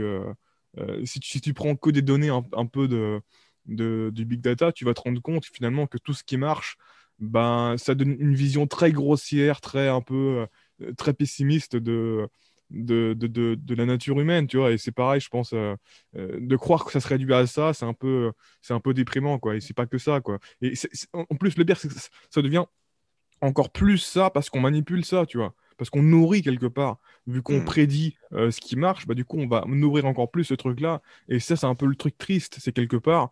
C'est plutôt que de faire devenir l'être humain quelque chose qu'il n'est pas, on va l'exploiter dans ses biais actuels pour qu'il s'enferme un peu pour qu'il soit piégé. Et c'est anti-évolutif, quoi, tout ce truc-là, quoi. Hmm. Voilà, je sais plus qui dit ça, c'était voilà, que le out, en anglais, ce qu'on doit faire n'est jamais corrélé avec ce qui est, quoi. Voilà, c'est pas parce qu'en fait, j'ai plus le truc exact, mais en gros, les aspirations sont jamais sont jamais en synchronisation avec les biais qui sont actuellement. Et en même temps, c'est logique, parce que du coup, on pourrait pas évoluer si on n'avait pas des aspirations différentes de ce qu'on est, quoi. Et le Hmm. problème, c'est que toute cette démarche un peu commerciale d'utilisation des technologies, bah, ça nous enferme dans tous les biais. On en revient un peu à ce que tu disais sur le téléphone, là, qui un peu nous capture l'attention et nous empêche de Hmm. faire autre chose, quoi. Voilà, plutôt que de lire un livre, bah, du coup, tu vas être piégé par un truc qui est hyper saillant pour ton système émotionnel et que, du coup, qui va t'aspirer attention et du coup, ça va te voler l'attention que tu aurais pu donner à un truc plus sobre et moins saillant émotionnellement pour ton cerveau, mais qui aurait pu t'apporter des choses plus intéressantes, quoi. Et Ouais. c'est très... La meilleure plus-value, une meilleure information, mieux ingurgité, etc. Ouais. Pour ton anecdote auquel tu avais un peu réfléchi, je pense que il y a ce qu'on doit faire, ce que le réel nous montre de faire. Il y a ce que l'on pense faire et il y a ce que l'on fait. Je pense que c'est ça. Ouais, c'est un truc du Aussi, genre, pour accentuer un petit peu la dépression de tes auditeurs, l'ingénieur de ouais. Facebook qui a inventé donc des systèmes d'addiction avec le scrolling, par exemple, eh bien, par la suite, il a créé, il a créé, voilà, il a créé une association, je crois, ou d'autres. Voilà, et en gros, il a lutté contre justement ce qu'il a créé. Donc, toutes les addictions présentes sur Internet, en règle générale, sur nos smartphones, sur les Mhm. applications, sur les sites Internet, sites web, etc., eh bien, il lutte contre ça parce qu'il faut savoir qu'il est que tout est optimisé afin que l'on puisse prendre du plaisir et la satisfaction Mhm. à toutes nos interactions avec les ordinateurs. Donc là, et en fait, on en revient à ce qu'on a pu dire juste avant, qui est que tout est optimisé pour nous faire consommer et qu'on fait perdre la prise de conscience de tout ça, de Non, c'est l'automatisme à clair, la consommation, quoi. c'est très triste. Les sens humaines qui sont au profit du gain du chiffre d'affaires. Donc, est-ce éthique ou pas? Est-ce que j'ai une vision un petit peu communiste, entre guillemets, anticapitaliste? Non, je ne suis pas du tout dans cet esprit-là. J'apporte juste ces faits-là. Donc, en tout cas, c'est quelque chose qui est vachement intéressant, c'est que les sciences humaines aussi, qui sont au service du marketing, du web marketing, toutes ces entreprises-là, et c'est tellement vaste, c'est tellement... De toute façon, C'est... même si c'est pas avoué, c'est forcément le financement et souvent, tu as beaucoup de thèses, beaucoup de recherches qui sont financées par des boîtes. Donc forcément, à partir de là, même s'ils font des recherches théoriques, c'est des recherches théoriques qui peuvent promettre, entre guillemets, d'apporter une compréhension de comment mieux vendre leurs trucs, quoi, tu vois. Donc, c'est que les trucs, ouais, c'est un peu triste, mais en même temps, c'était inévitable Hmm. voilà, que c'est pas de la recherche pure, quoi. Il y a très Et peu de ça recherche fonctionne, hein. pure, hein. Et Et ça oui, fonctionne très très bien, hein. ouais. Qui est que Amazon a sélectionné les très bonnes couleurs pour son site. Ça lui a demandé des millions et des millions avec des mois, voire années de recherche. Et au final, ça lui a rapporté tellement gros. Que ce soit pour les grandes enseignes qui sélectionnent les bonnes couleurs parce qu'ils désirent avoir l'image dans l'inconscient de l'individu qui correspondrait à leur marque. Voilà, il y a une cohérence toujours dans l'image de la marque, dans leurs produits, que ce soit aussi pour les élections présidentielles de tous les pays, sans avoir des préférences. Que ce soit, hein, chacun a eu sa stratégie.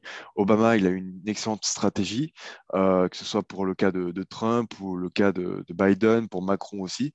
Macron qui a fait aussi une excellente campagne d'un point de vue Hmm, marketeur, qu'on l'aime ou l'aime pas, il y a pas de, c'est pas ce sujet du tout. Et oui, en fait, il y a une analyse du marché, le marché entre guillemets, donc, qui est la population. Comment est-ce que pense la population qui est différente en fonction des pays, des régions, des différentes spécificités. ouais, c'est vrai que Et c'est on dingue, hein. cherche à... Ouais, c'est ça. Et en fait, tu as Les l'homme efforts qui sont politique. faits sur les campagnes, sur le marketing, à la fois C'est ça. en politique, mais aussi en vente de formation, de produits, tout ça. En fait, c'est à l'envers, en fait. On met plus d'efforts pas dans la création de valeur, mais dans le truc qui amène à la supposée valeur, quoi. Donc, plus d'efforts dans Hmm. la campagne pour se faire élire que dans être président et s'occuper des problèmes, tu vois. Et ça, Ah ouais. c'est vraiment le truc. Et c'est pareil au niveau des produits, hein. Les gens sur Internet, par exemple, encore une fois, le marketing, tu vois, ils vont tout utiliser comme technique, voilà, pour vendre, mais au-delà de ça, plutôt que de mettre autant d'efforts à créer le produit qui va justement créer qui va offrir le plus de valeur possible, tu vois. Et ça, c'est un truc qui Ouais, et m'énerve, tu vois. je voudrais rebondir c'est très pertinent ce que tu dis, qui est que, bah oui, comme Macron, eh bien, il a été très fort, qu'on l'aime ou l'aime pas, il a été très fort dans le en même temps, son fameux en même temps. C'est-à-dire qu'il y a une telle diversité, une telle différence, il y a tellement d'algorithmes de pensée différents au sein de la société française, qui est que le en même temps a été parfait pour satisfaire tout bord politique et toute personne ayant des intérêts. Et ces personnes, ils cherchent à défendre leurs intérêts, ils se mettraient à élire donc la personne qu'elle veut. Et donc Macron, comme on le sait, c'est pas une théorie du complot ou autre, c'est qu'il a eu un bon soutien des médias. Mhm. Et par le soutien des médias, il a pu effectuer donc une bonne démarche, une bonne planification et appliquer un bon plan marketing. Et ça a été une grande réussite pour lui. Et en soi, bah, c'est ça qui est inquiétant, c'est qu'il y a plus d'énergie qui est déployée afin de C'est se ça, faire élire, mais pas à satisfaire l'ensemble. c'est Mais ça, ouais. malheureusement, bah, on est dans une société qui a une forte stimulation émotionnelle et pas rationnelle. C'est compliqué de dire que je dis pas que je suis pas un spécialiste là-dessus, mais je dis pas que ce serait une solution ou autre. Mais c'est peut-être compliqué de dire à la population, bah, pour l'économie, il faudrait peut-être passer la retraite de 60-62 ans. Je dis pas que ce serait la Mhm. solution, que c'est ce qu'il faut faire ou autre. Et en soi, bah, qui est-ce qui serait apte à pouvoir dire oui, c'est vrai, je suis prêt à travailler 2 ans de plus? Personne Mhm. n'a forcément envie. Et ce qui fait qu'on est dans une société où pour agir, eh bien, il faut avoir de gros stimuli émotionnels, sans quoi bah, la popularité baisse de la personne. Et il y a des choses qu'il fallait faire, mais que la popularité bah, l'empêche de pouvoir appliquer ses plans pour venir en aide ou autre. Et peut-être que l'IA peut réussir malheureusement, ou heureusement, je ne sais pas, qui est de manipuler encore mieux le peuple et pouvoir appliquer donc, certains programmes au plan planification, agenda ou autre. Donc, Mhm. ça peut être intéressant et donc c'est l'impact du big data parce que tout ça, ça a été fait. On prend l'exemple de la politique, ça pourrait être autre chose, mais ça a été le big data qui a permis de récolter un maximum de données, que ce soit sur les réseaux sociaux ou autre, avec un traitement de données d'IA et différents experts pour permettre à répondre à des objectifs. Et dans le cas de Trump, par exemple, il a vu que son seul moyen d'atteindre le pouvoir, après que ce soit vraiment sa volonté ou autre, seul moyen d'atteindre le pouvoir, ça a été donc de rejoindre un certain parti. Et sur ce parti, donc, taper d'une certaine manière parce qu'il n'y a personne qui voulait prendre cette place parce qu'il aurait une baisse de popularité, ça serait risqué, mais il aurait une hausse de l'autre côté. Donc voilà, ça c'est très intéressant aussi, l'analyse, c'est la psychologie de masse aussi. Il y a un youtubeur français qui est pas mal aussi là-dessus. Ah, ce serait peut-être un concurrent. Oh, vas-y, tu peux citer. J'ai pas je crois que c'est psychologie de masse. Ok, Il est assez connu. ok. Il a fait une expérience aussi et de l'influence. Ah oui, ça c'est très intéressant aussi. Dans le cadre de Macron, c'est que avec le contrôle des médias, il a fait en sorte d'avoir un avis favorable en montrant que ouais, je suis génial, je suis adoré par tous. Et la dernière vidéo, donc, c'est un professeur, un professeur en psychologie de masse. Il a fait une étude sur 4 sites. 3 sites avec quatre sites qui ont été faits sur les titres de musique. Il y en a 3 où il y a eu la note et un classement hiérarchique. Donc la première musique qui est en haut, c'est la plus populaire, celle qui a le meilleur vote, celle qui a été le plus écoutée. Et la dernière, forcément, c'est pas la meilleure. Et en fait, il a constaté que sur les 3 sites où il y avait donc des notes attribuées, eh bien, il y en avait une qui sortait du lot. Comme ça, on ne sait pas Hmm. pourquoi elle a 2, 3 fois plus de votes positifs. Alors que là où il n'y avait pas d'étoiles, bah, voilà, c'était assez similaire. Toutes les musiques se valaient pratiquement. Les musiques, elles étaient présentées dans un ordre aléatoire. Il y avait juste 1 ou 2 musiques qui étaient dernier classement. C'est très intéressant. Et en fait, c'est un biais qui fait que, OK, on aime ce que la majeure partie des personnes aiment, que tu pourras mieux dire que moi, Bertrand, qui est que c'est la biais de confirmation, c'est ça, hein, biais de confirmation de la masse, c'est ça? Le fait qu'on aime les trucs qui sont bien votés ou C'est le ça, fait. oui, Ouais, ça c'est plus l'effet de halo, ça. C'est effet l'effet de de. halo.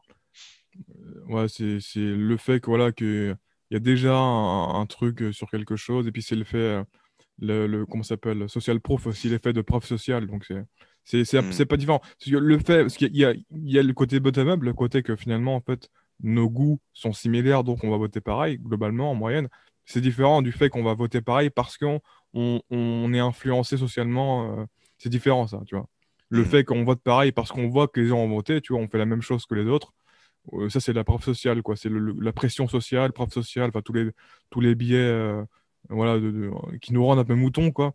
Et le truc qui nous rend moutons, mais sans être mouton, c'est le fait qu'on a des goûts similaires, tu vois.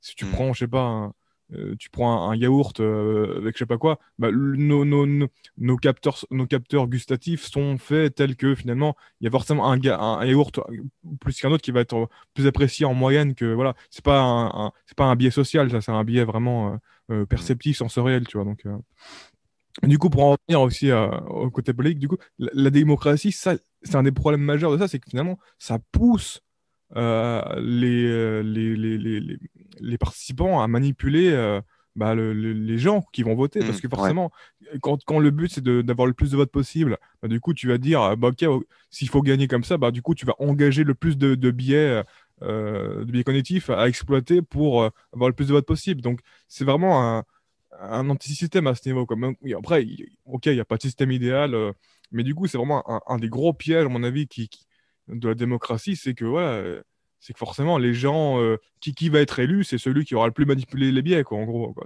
C'est ça, quoi. C'est celui qui aura le plus, le mieux joué au jeu d'attiser les émotions positives et le moins les émotions Hmm. négatives, ou alors attirer les émotions négatives contre leurs concurrents. Mais du coup, c'est vraiment un jeu pourri, quoi. Et ça incite vraiment à ça, quoi. Le Ça côté, les pousse c'est à faire des vidéos TikTok ou avec des ambassadeurs TikTok au lieu de ah, faire une ça, et vidéo du coup, très développée d'1 heure, on est comme celle loin qu'on de, écoute qui est plus intéressant, on est qui loin apporte d'une, plus de plus-value. ouais, on est loin Hmm, d'une politique bah, de trouver les meilleures idées, les meilleurs trucs hmm, à long terme, de faire de la prospection sur ce qui est bon pour l'avenir. C'est pas du tout ça, quoi. Le truc, c'est de trouver les bons systèmes, tu vois, de comprendre, ouais, d'un point de vue systémique, tu vois, quelles solutions sont les. C'est pas du tout ça. Ça incite vraiment à utiliser les biais pourris, quoi, et faire du marketing, quoi. Et la démocratie, du coup, c'est ça le problème. Ça paraît noble d'un point de vue, voilà, Mm. chacun peut voter. Du coup, on a le président qu'on a élu. Mais quand tu grattes, tu te rends compte qu'il y a tellement de biais qui rendent le système pourri, quoi. Et est-ce que c'est viable à l'avenir? Bah, clairement, pour moi, si on a une IA, non, quoi. Si l'IA, si on développe une IA générale, tu vois, elle trouvera le moyen de nous faire croire qu'on a la démocratie, mais ce sera pas de la démocratie parce qu'elle saura que c'est de la merde, tu vois. Elle nous connaîtra mieux que nous et elle saura que les choix qu'on fait sont pourris, du coup, elle nous manipulera à donner l'impression qu'on a fait des bons choix, qu'on a choisi, etc. Mais elle fera en sorte que c'est pas la bonne solution, tu vois, et ce sera pas de la démocratie, quoi. Parce que Bah, démocratie, quelque ouais. part, n'est pas.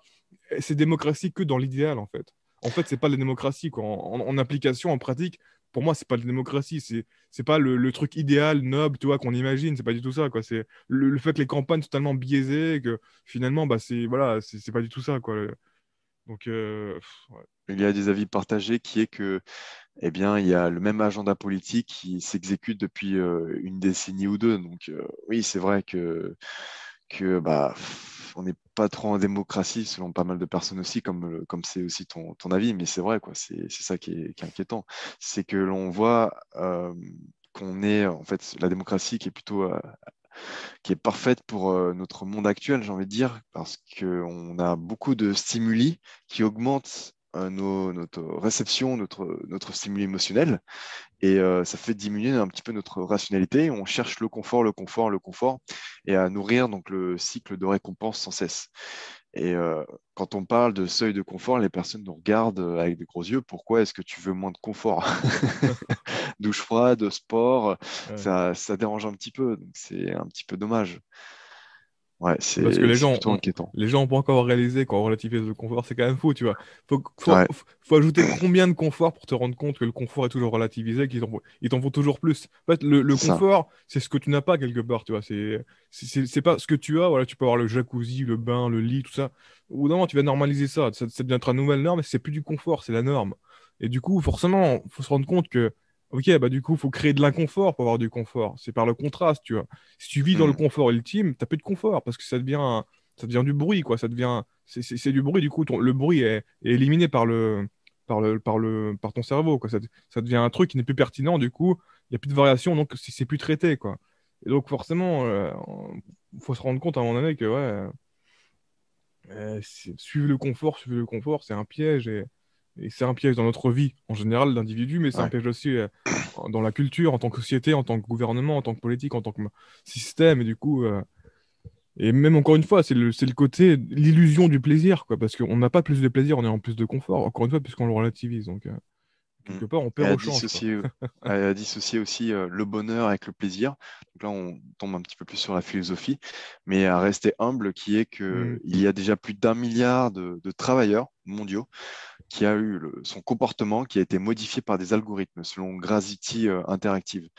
Mais oui, mais au-delà de ça, ça c'est dans le cadre du monde professionnel qui est appliqué, donc qui a plutôt pardon, sollicité des algorithmes. Mais là, on est dans un monde où on est censé stimuler et on est fortement influencé par des algorithmes et on l'est perpétuellement. On est intéressé par une thématique sur YouTube, on reçoit des suggestions liées à ça et on nous enferme dans une bulle et ça ne nous permet pas de voir d'autres horizons, d'autres personnes qui pensent d'une certaine manière. Et ça nous amène sans cesse à des des biais de confirmation sans le moindre esprit critique. Ça aussi, c'est problématique. Hmm. Et ça amène encore plus de division, entre guillemets. Et la démocratie, il y a la division, mais ça ne peut qu'amener à d'autres personnes qui évoqueraient le en même temps. Oui, mais pas que. Je Euh, pense qu'on a fait un petit peu le tour, qui est qu'aussi ajouter que IBM a dit en 2016, je crois, que 90% des données mondiales ont été créées en cours de ces 2 dernières années et que les données maintenant, elles font x2, x3 tous les ouais, 2, 3, c'est 4 ans, c'est quoi. C'est exponentiel. Ouais, hallucinant. ouais. Il faut prendre conscience de ça et on a Justement, aussi la volonté de tout savoir. on n'arrive pas à réaliser ça, justement. C'est pour ça que je disais, en fait, quand l'IA sera vraiment en train de se développer d'elle-même, on n'aura même pas le temps de réaliser le truc, ça sera tellement passé à l'étape d'après. Ouais. On aura tellement de train de retard d'un point de vue de réalisation, tu vois, de ce qui se passe. Même actuellement, la conscience des gens sur le thème de l'IA, elle est ridicule, quoi. Il y a très peu de gens qui ont pris qui ont pris au moins 1 heure dans leur vie pour réfléchir un peu où ça en est, où ça va, tu vois. Très peu de Mm. gens qui ont fait ça. Je veux dire, C'est même pas 0,001% de la population. Et pourtant, ça risque d'être un des trucs qui va le plus bouleverser le futur. Donc ça montre bien qu'on est tellement en fait limité pour comprendre ces sujets-là et que du coup, peut-être qu'on les comprendra quand on sera fusionné avec l'IA, que l'IA va augmenter notre conscience. Mais du coup, on sera plus humain, quand on sera autre chose, on sera Ouais. des ou j'en sais rien, ou des trucs, tu vois. Moi, de ce que je pense, c'est dans 100 ans, dans 500 ans ou dans 1000 ans, dans l'histoire, on ne dira pas il y a eu avant l'électricité, après l'électricité. On ne dira pas avant la bombe atomique, après la bombe atomique. On ne dira pas avant Internet, après Internet. On dira avant l'IA, après l'IA. Bah, pour Et moi, en fait, on généralisera on dira, l'IA avec ouais, l'électricité, avec je l'informatique, avec Internet. je suis Moi, d'accord c'est avec comme toi, ça mais que en je le fait, vois. on dira même plus ça parce que le langage n'existera plus, tu vois. Donc, tu vois, c'est ça. Ouais.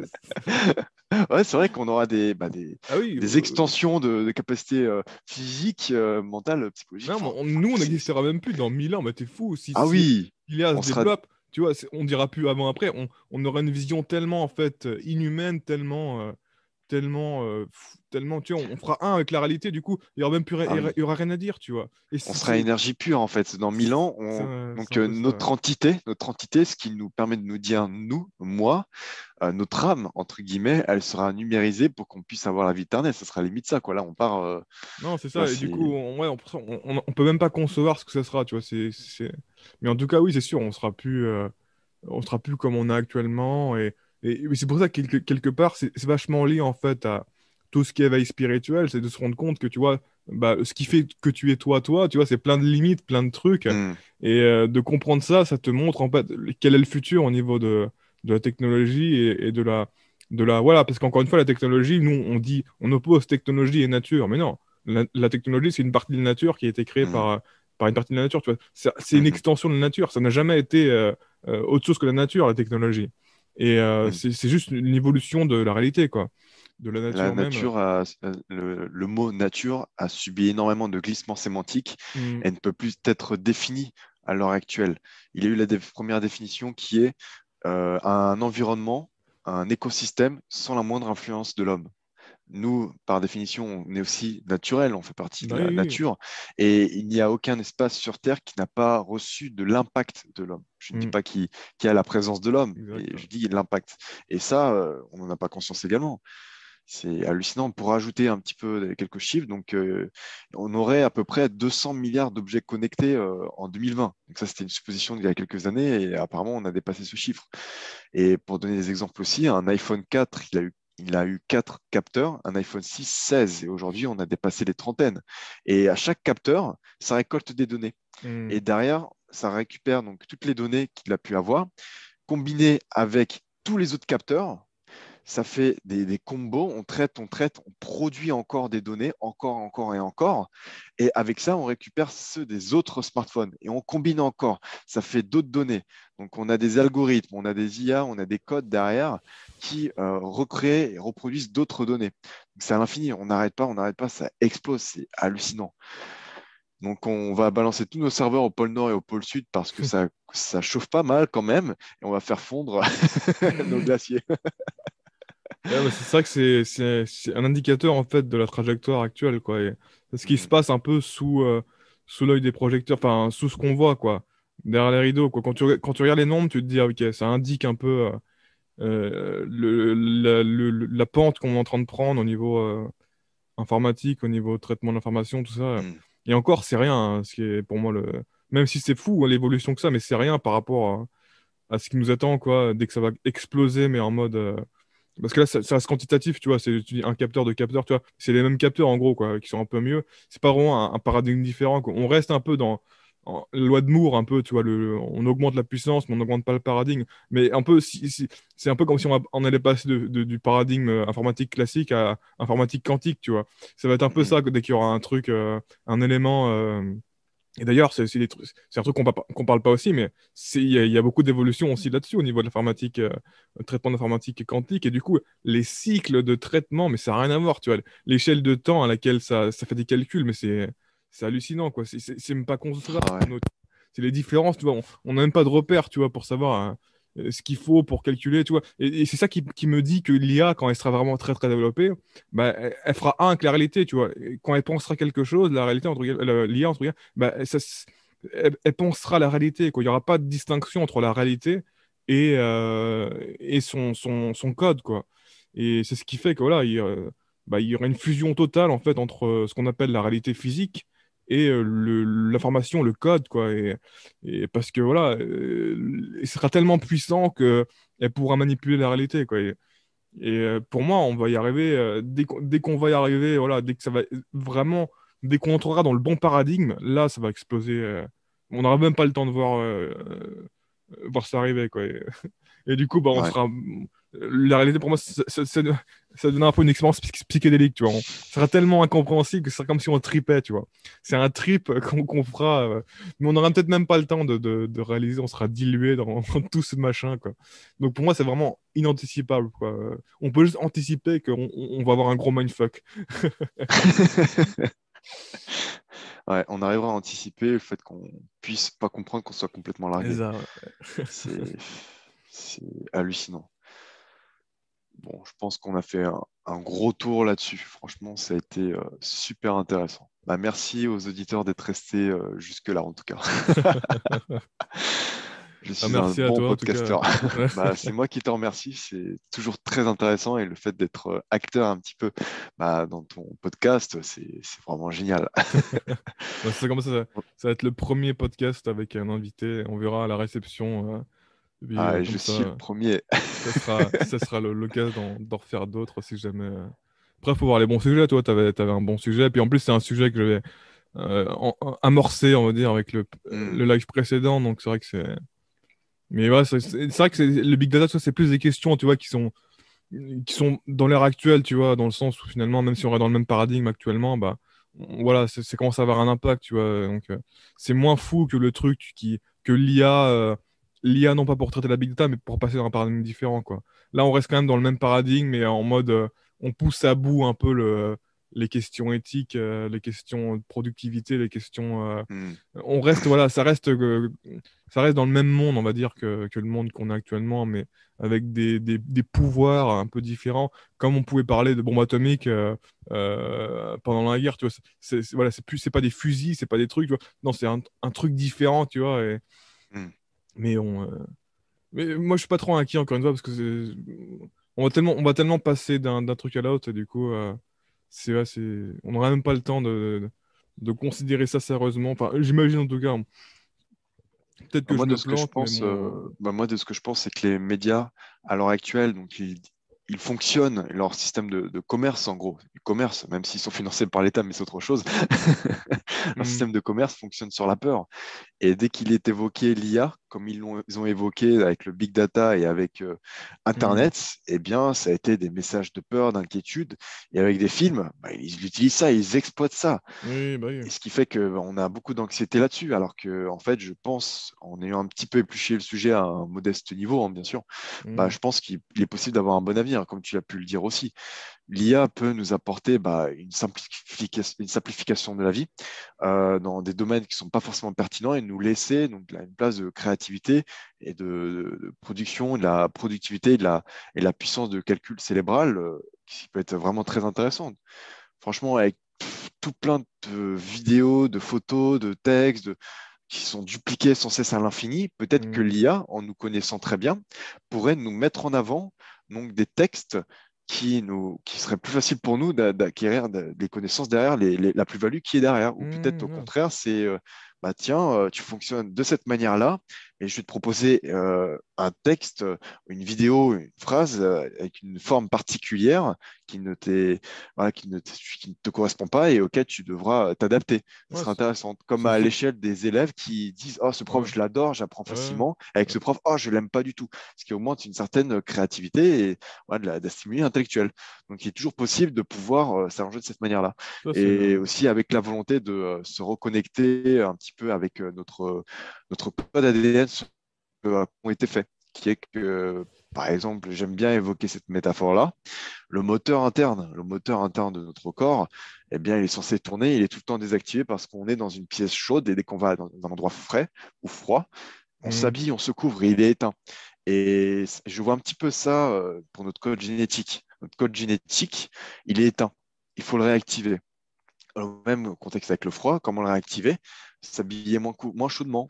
Ne pas prendre des douches bouillantes, prendre des douches chaudes, tièdes, et après douche froide. Et après, on sentira un plaisir, un épanouissement. Hmm. Comme lorsqu'on fait une activité physique régulière, on ne peut pas s'en passer. Là, ce sera la même chose. Quitter un peu plus son seuil de confort, sans quoi, eh bien, nous finirons voilà, voilà, je ne vais pas m'avancer là-dessus. J'ai été dans une phase optimiste. Là, je vais redescendre. Non, c'est pas terrible. En mode Wall-E, quoi. À la fin du film Wall-E, là, où ils sont tous en mode à rien foutre, là, à boire leur truc, là. Ah, C'est un peu ça. Mais ouais, après, c'est vrai que c'est le paradoxe un peu de la liberté aussi. Tu vois, ça existe déjà, les algorithmes qui vont te dire, voilà, t'as bien aimé le livre là, tu l'as acheté le livre là, ils vont te conseiller d'autres livres. C'est déjà du big data, ça. C'est déjà, voilà, hmm, voir qu'est-ce que les clients qui ont acheté un peu le même truc que toi ont acheté aussi. Quelque part, ok, ça t'enlève la liberté, mais ça t'en rajoute aussi parce que du coup, tu as plus de chances d'avoir ce que tu veux que si t'avais pas ce système-là. Donc, ouais, c'est des questions un peu, tu vois, qui peuvent être un peu inclinées d'un côté ou de l'autre. Donc, hmm. pour moi, on sait pas vraiment où ça va nous mener. Ce qu'on sait, c'est que ça va arriver. Il n'y a pas le choix. Tu vois, l'IA, on peut pas dire non, on arrête, ça va arriver. Non, ça va arriver. C'est juste une question quand ça va arriver, tu vois. Donc, voilà. Hmm. Donc, maintenant, il faut s'y faire. Il faut essayer de. Puis encore une fois, c'est pas le côté. Même le côté négatif n'est pas forcément négatif. C'est un côté plus incompréhensible, tu vois, pour nous. C'est pas le côté Hollywood où l'IA va se rebeller contre nous. Là, ça, c'est vraiment négatif. Mais ça n'arrivera jamais. C'est un côté Hmm. négatif qui est pour nous incompréhensible. Et s'il y a vraiment une couille avec l'IA, tu vois, qui remet en question l'existence, on n'aura même pas le temps de réaliser ça. Comme d'être anesthésié, tu vois. T'as pas le temps de comprendre ce qui Ouais. t'arrive et t'es plus là, quoi. Donc, c'est ça un peu ça, quoi. Donc, Comme un gaz qui nous endormirait et on ouais. dormirait pour l'éternité, Ça, j'ai envie de dire. voilà, c'est Mais, on euh, va, ouais, c'est ça. mais moi, j'ai envie de dire que il y a des personnes qui pensent que les technologies, c'est génial, ça va faciliter énormément les choses, ça va nous permettre d'avancer. Mais en fait, ce qu'il faut prendre conscience, c'est que l'implémentation d'une technologie impacte énormément la société dans divers domaines. C'est hallucinant, il y a Ah oui. tellement de facteurs, c'est multifactoriel, ça impacte tout. Qui est que aujourd'hui, on ne peut pas être que spécialisé dans un domaine. Il nous faut avoir des connaissances dans divers domaines, que ce soit dans la psychologie, dans les sciences, dans la philosophie, et également dans les domaines techniques, savoir qu'est-ce qui impacterait également. Et donc là, je pense qu'on a on a eu une bonne vision d'ensemble qui est technologie, conséquences dans notre monde. Et, euh, et on ne peut pas, comme c'est le cas aussi avec les débats des voitures autonomes. Hmm. Qu'est-ce qui va se passer si la voiture se retrouve dans le choix, ah, tiens, il y a une grand-mère et un jeune. Ou Hmm. alors, est-ce que je vais tuer mes passagers ou est-ce que je vais écraser la personne? Et Hmm. voilà, on ne sait pas, c'est extrêmement compliqué. Qu'est-ce que ça donnerait en impliquant ça? Il y en a qui vont se dire, fonce, on applique, on s'en Hmm. fout des conséquences. Mais après, la réussite de l'homme, ça a toujours été de l'anticipation. Voilà, le fameux exemple qui parle de l'anthropologie évolutionniste, qui est que l'homme, il sait qu'il y a l'hiver, donc il va anticiper, il va prendre du gras, Hmm. il va se muscler un petit peu, il va se créer des abris, il va mettre du bois de côté, etc., etc., quoi. Et c'est ça qui nous a permis d'avoir une certaine évolution, c'est que gérer ce type de cycle saisonnier, ça nous a permis de développer. Donc, l'anticipation, ça nous a amené certes de l'anxiété, ce qui fait que, par exemple, dans le cas des Français, on est le champion avec les antidépresseurs. Après, ceci, il y a beaucoup, beaucoup de choses à prendre en compte, mais voilà, c'est une vue d'ensemble qui est que nouvelle technologie est égale à conséquence. Conséquence qui peut s'avérer. Je vais retomber encore dans le pessimiste. Et vas-y, c'est reparti. Non, après, de toute Voilà, façon, moi, je ressasse un petit peu aussi. c'est l'aventure de la vie aussi, tu vois, de prendre des risques. Hmm, Voilà. exactement aussi. Encore une fois, on peut pas s'empêcher. L'IA, on pourra pas. Voilà, c'est vraiment une question de temps. C'est pas une question de est-ce que c'est une bonne chose ou pas. Non, on pourra pas. Il y a forcément quelqu'un qui va la faire, tu vois. Donc autant que ce soit quelqu'un de bien, tu vois.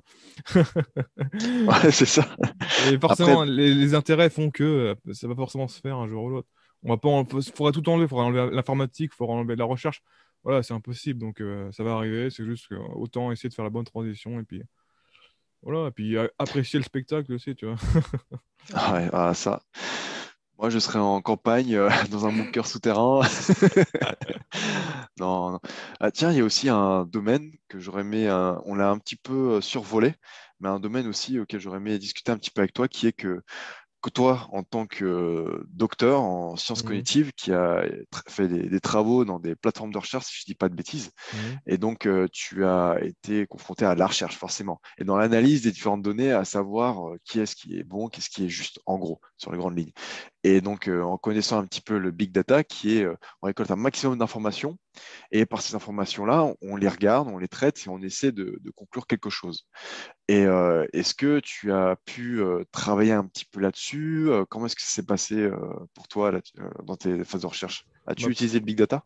non, non, pas du tout, non. Et pour l'instant, ça reste très, très minoritaire, hein, parce que déjà, c'est très controversé, et puis parce que du coup, tu peux un peu faire tout ce que tu veux dire, quoi. Si jamais ça prend tellement de variables que du coup, forcément, tu as forcément un truc qui va être intéressant, mais du coup, le fait que tu vas rejeter ce qui n'est pas intéressant, c'est un Hmm. peu comme rejeter le truc qui te contredirait, quoi, tu vois.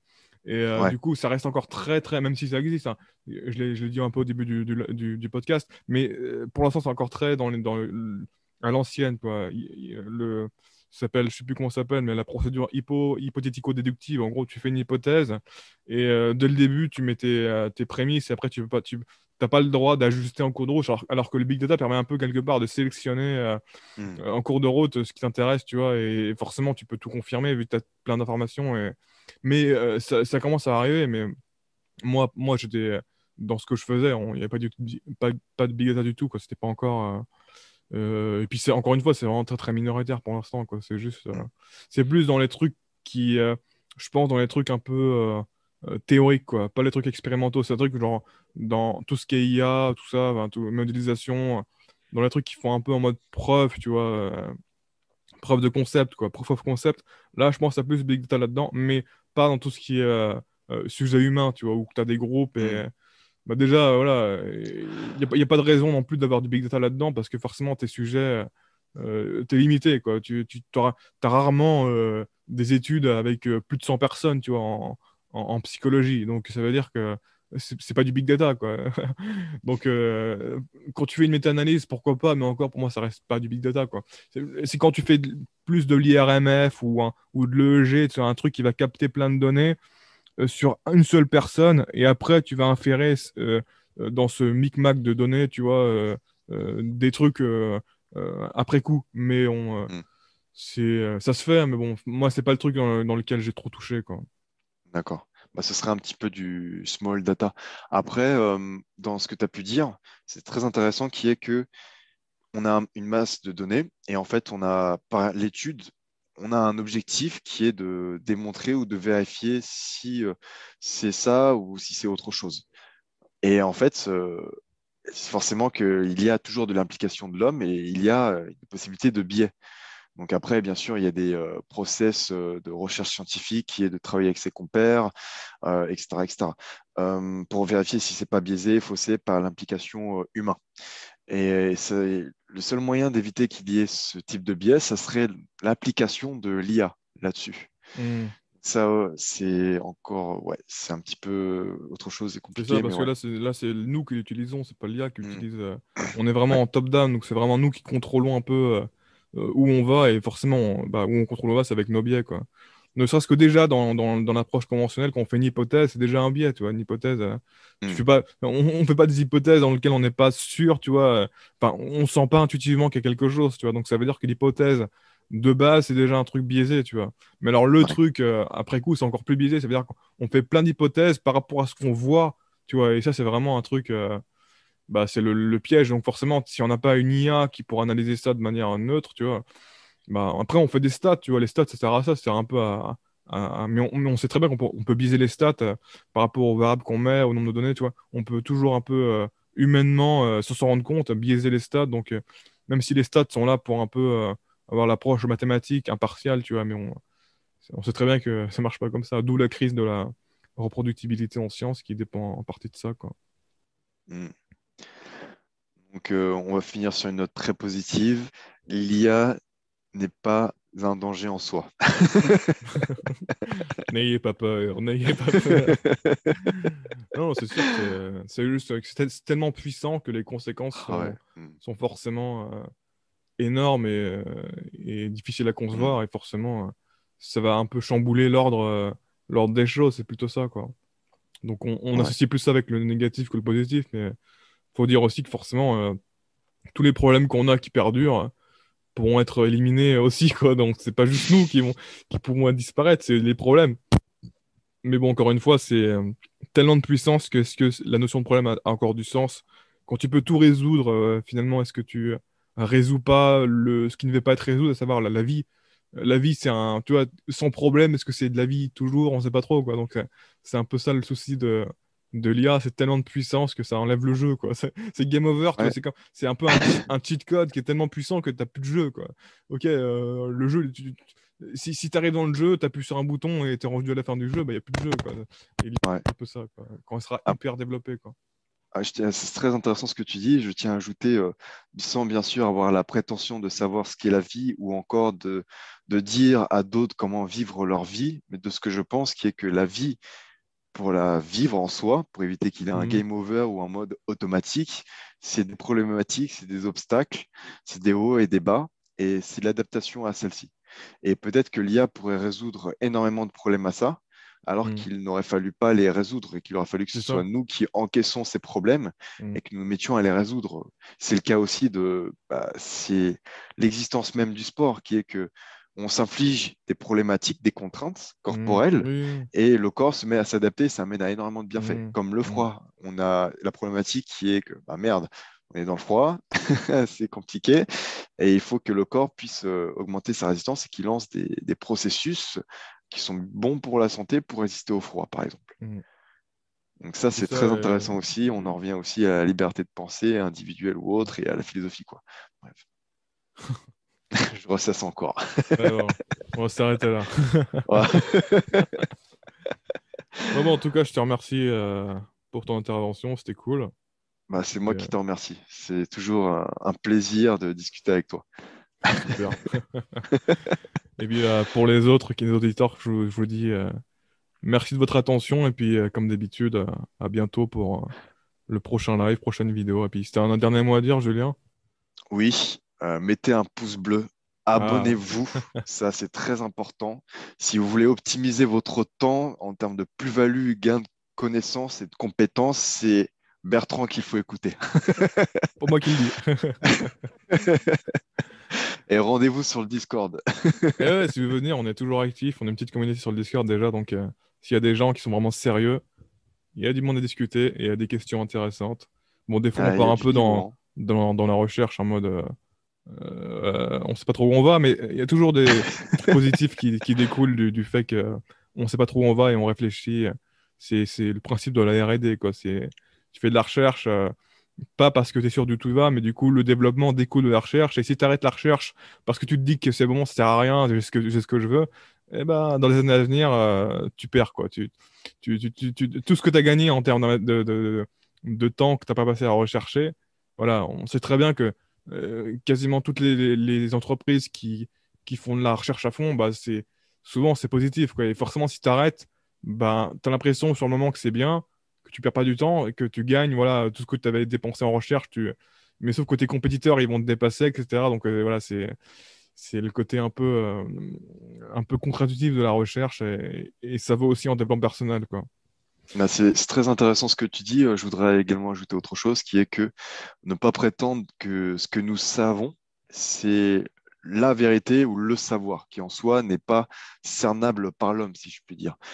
Et toujours ne pas hésiter de la remettre en question, qui est que le doute est un outil intellectuel qui rend sage. Et de surcroît, lorsque l'on pense ne pas savoir et qu'il y a toujours quelque chose derrière à connaître, et il y a le processus de recherche. Et ça, c'est très intéressant toujours de rester dans la recherche. Bien sûr, on n'a qu'une vie, on en a une qui est déjà très remplie pour chacun de nous, et on se met à chercher des choses qui sont plus ou moins pertinentes, de ce qu'on veut aussi. Et c'est ça qui est intéressant aussi. Donc, vous trouverez beaucoup d'informations sur le site de Bertrand et sa chaîne YouTube. Voilà, merci. Promo en fait. Et, et pour la référence, si je ne dis pas ça, je finirai dans une poubelle. Regardez J'ai osé, le live précédent pour comprendre. voilà. Torturé, c'est la mafia ici. Bah, merci beaucoup. Franchement, Ouais, de merci rien. beaucoup de nous avoir écoutés jusqu'au bout. Et merci beaucoup, Bertrand, pour le contenu que tu nous offres. C'est vraiment génial et merci pour le live. Merci. Voilà, c'est une Allez, très bonne soirée. bonne soirée à tous. Ciao. Bonne soirée à tous.